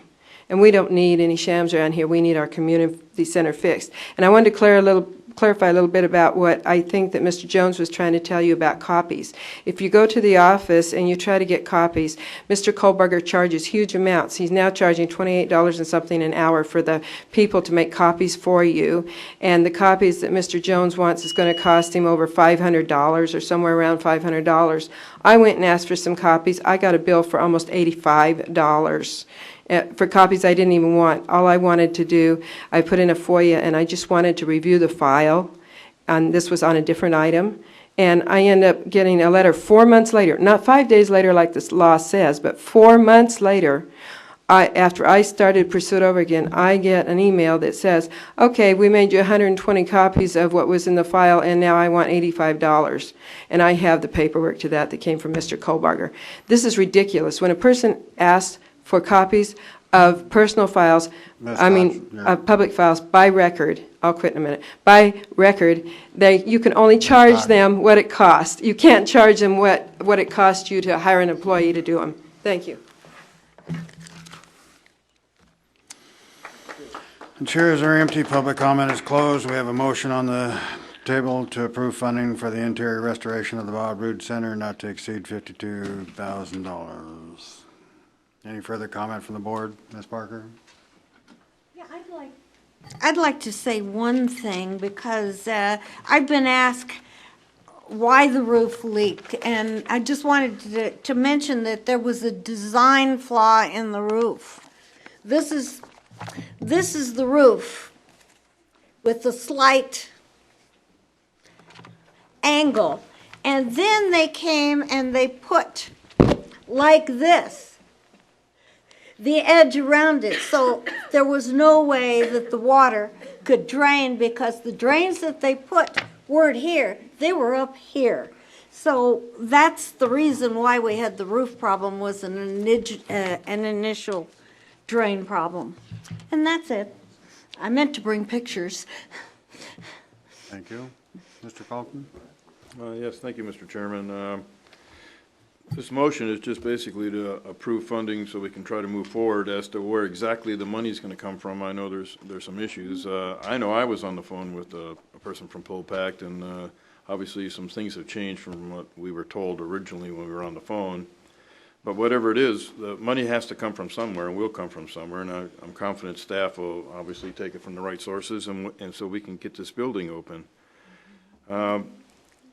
I'm sure that Matt and his staff will be working with whoever is doing the main work in the interior as much as they can, but of course they have an awful lot of work to do as it is. A lot of people don't realize that some of his staff works in the evenings running the parks and everything, that they're already strapped as it is. And if I remember correctly, Mr. Lewis told me he has the same amount of people working for him as he did many years ago when he had far less responsibilities. We need to get this building open, and this is just basic things to get it open. Remediation, or whatever you want to call it, it's just another word. What we're trying to do is just basically get it back in the shape that it was. And if you're going to do certain things, you have to look to the future a little bit. As an example, the air conditioning units on the roof.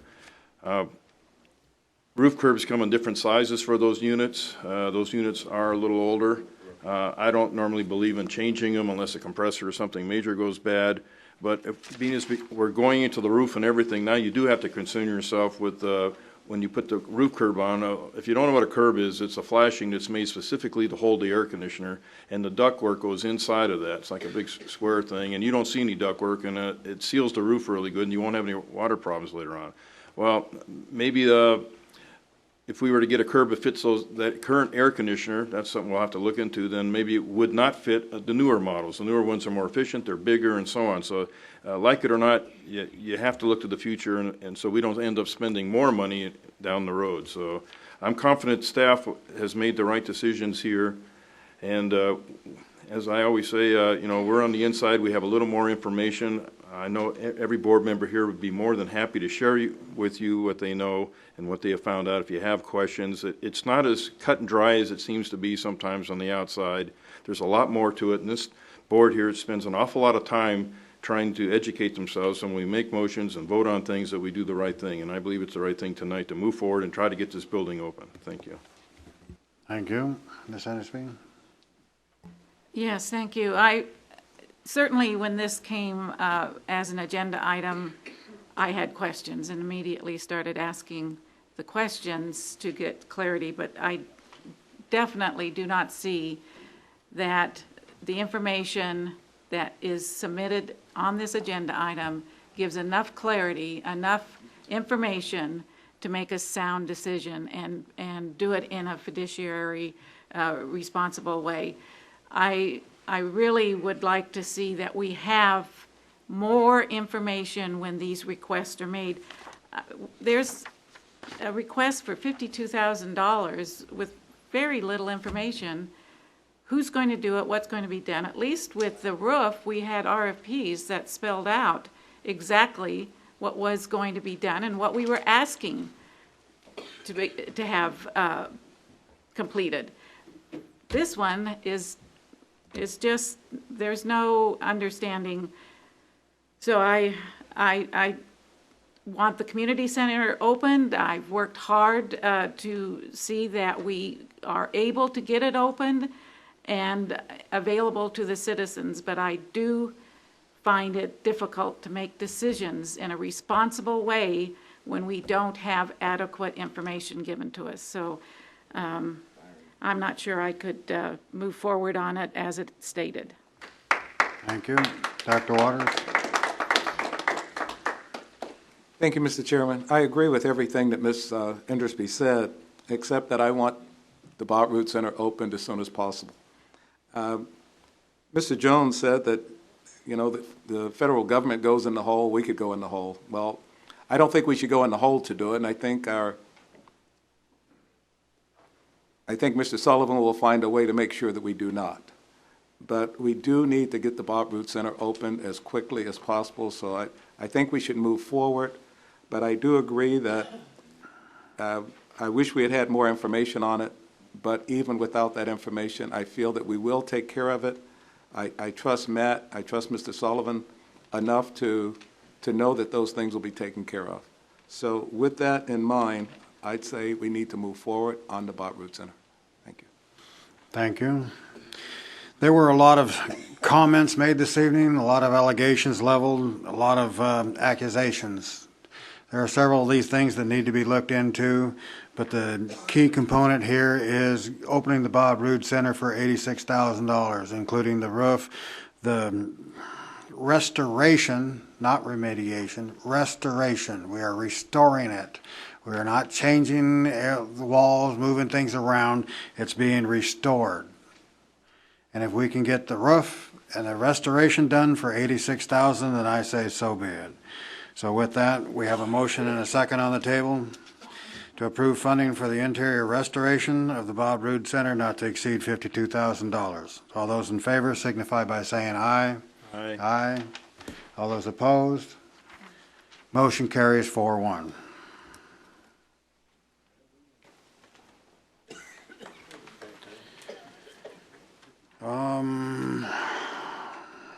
Item number 13, discussion possible decision on the consent agenda items. Anything from the board? Ms. Parker? No? Mr. Culkin? No. Ms. Endersby? None. Dr. Waters? Yes, Mr. Chairman, if you'll accept the motion on that right now. I'm willing to accept a motion. I move that we accept the consent agenda items, A through C. I'll second. We have a motion and a second. Barring any further discussion, we'll take a vote. All those in favor of accepting the consent agenda items A through C signify by saying aye. Aye. All opposed? You did vote, didn't you, Vicki? No, but I will. Which way you voting? Aye. Okay, motion carries 5-0. Thank you. Item number 14, future meetings, workshops, dates, times, and locations. January 12th, 2012, workshop, town board and advisory boards. Has that got a set place, Mr. Kohlberger?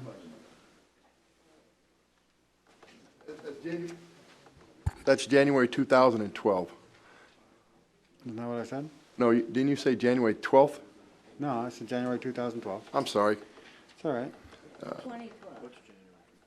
No, we're working on that date. Should have it in the next week or two, sir. And we'll let everybody know. And it'll probably be right here. To answer your question, Mr. Darby. Thank you. And the town board retreat is still to be announced. Any other meetings, workshops, times, dates, or locations from the board? Ms. Parker? Nope. Mr. Colvin? No. Ms. Endersby? Just a question to staff on the workshop for the town board and advisory board. Has that agenda been set or is it being developed? No, ma'am, and yes, ma'am. Okay, I don't know what the no ma'am is to or the yes ma'am is. No, it hasn't been set, and yes, it has been and yes, it is being developed. Okay, thank you. You're welcome. Dr. Waters? Nothing. Anything from staff? No, sir, not this time. I don't believe so. Staff have any comments? No, sir. All right. Brings us to item number 15, staff comments, town manager's report.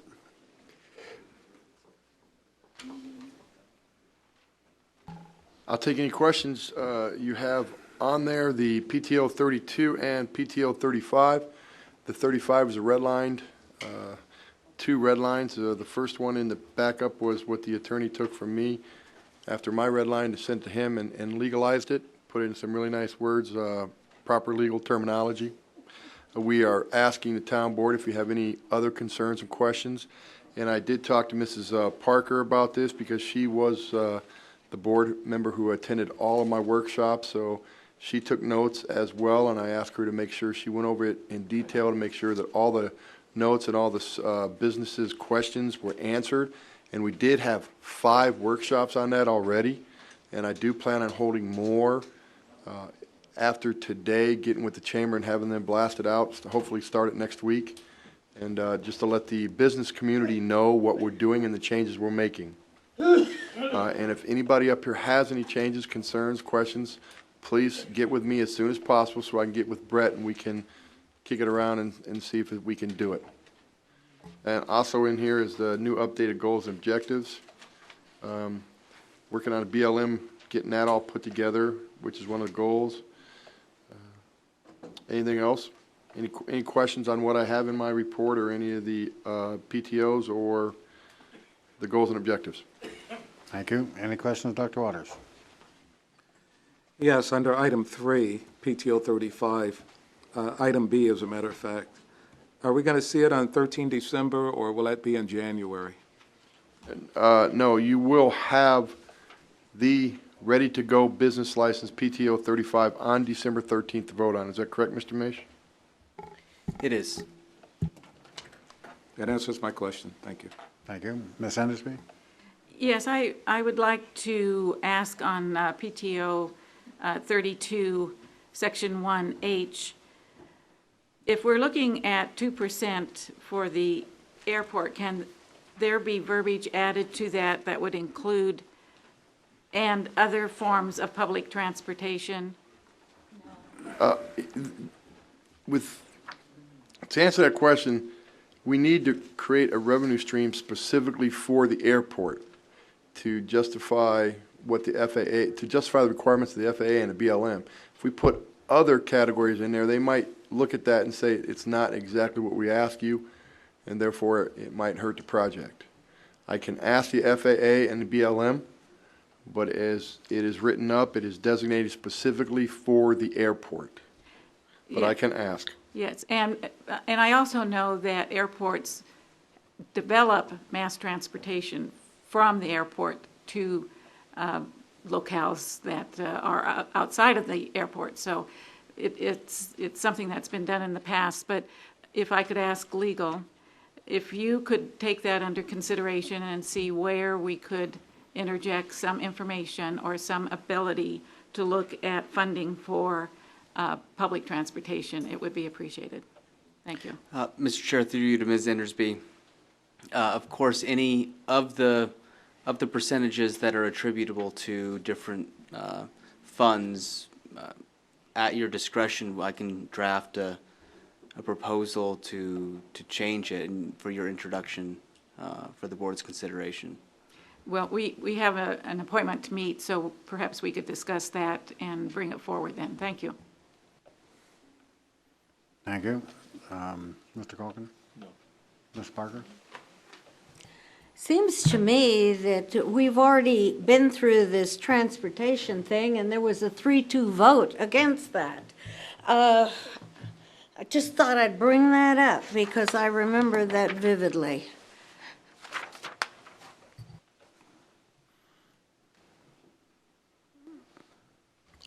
I'm sorry, was that a question to me? Or was that just a statement? I think it was a statement. Okay, I just wanted to clarify. Thank you.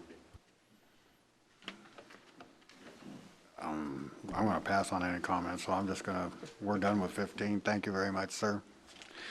And that brings us to item number 16, Town Board Member Comments. Ms. Parker? No. Mr. Calkin? I would just like the public to know that we heard a lot of things in regards to the Bob Roop Community Center tonight, and all we're trying to do is open the door so we can move forward, and I'm sure this board and staff will be working closely together to make sure that whatever money is spent is spent in a manner that's in the best interest of this community.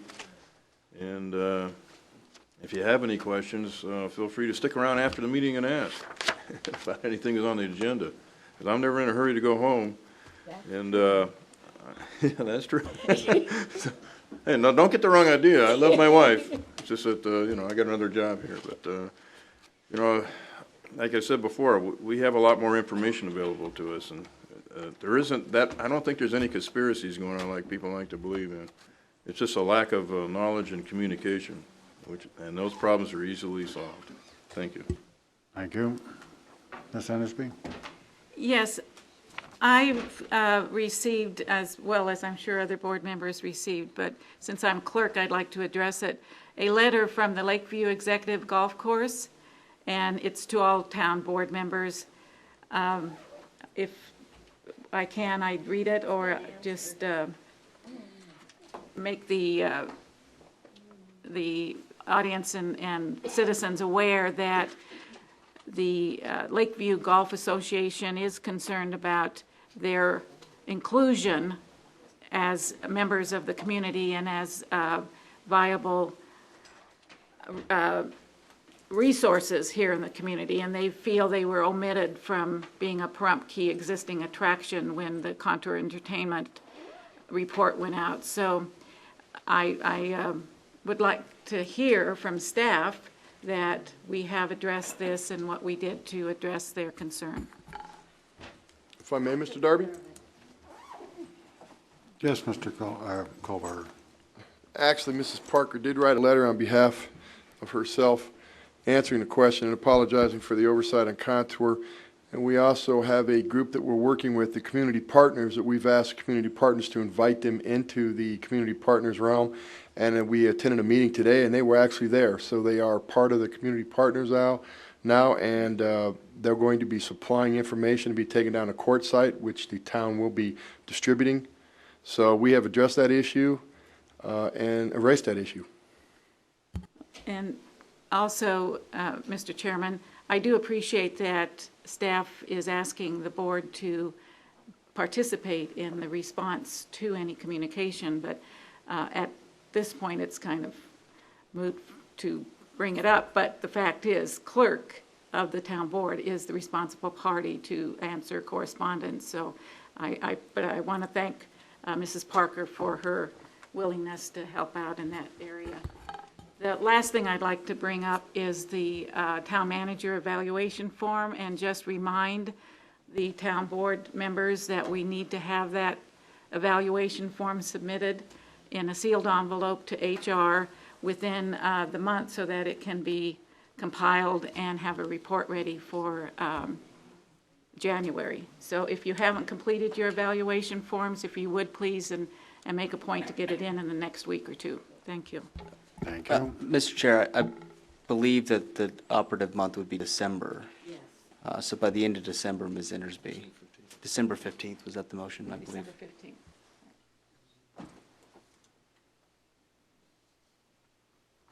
Dr. Waters? Nothing, sir. Thank you. I'd like to thank everybody for being here. Meeting adjourned. You know, I answered all my emails. I don't need to be chastised. It's my board. It's my board. I handled it.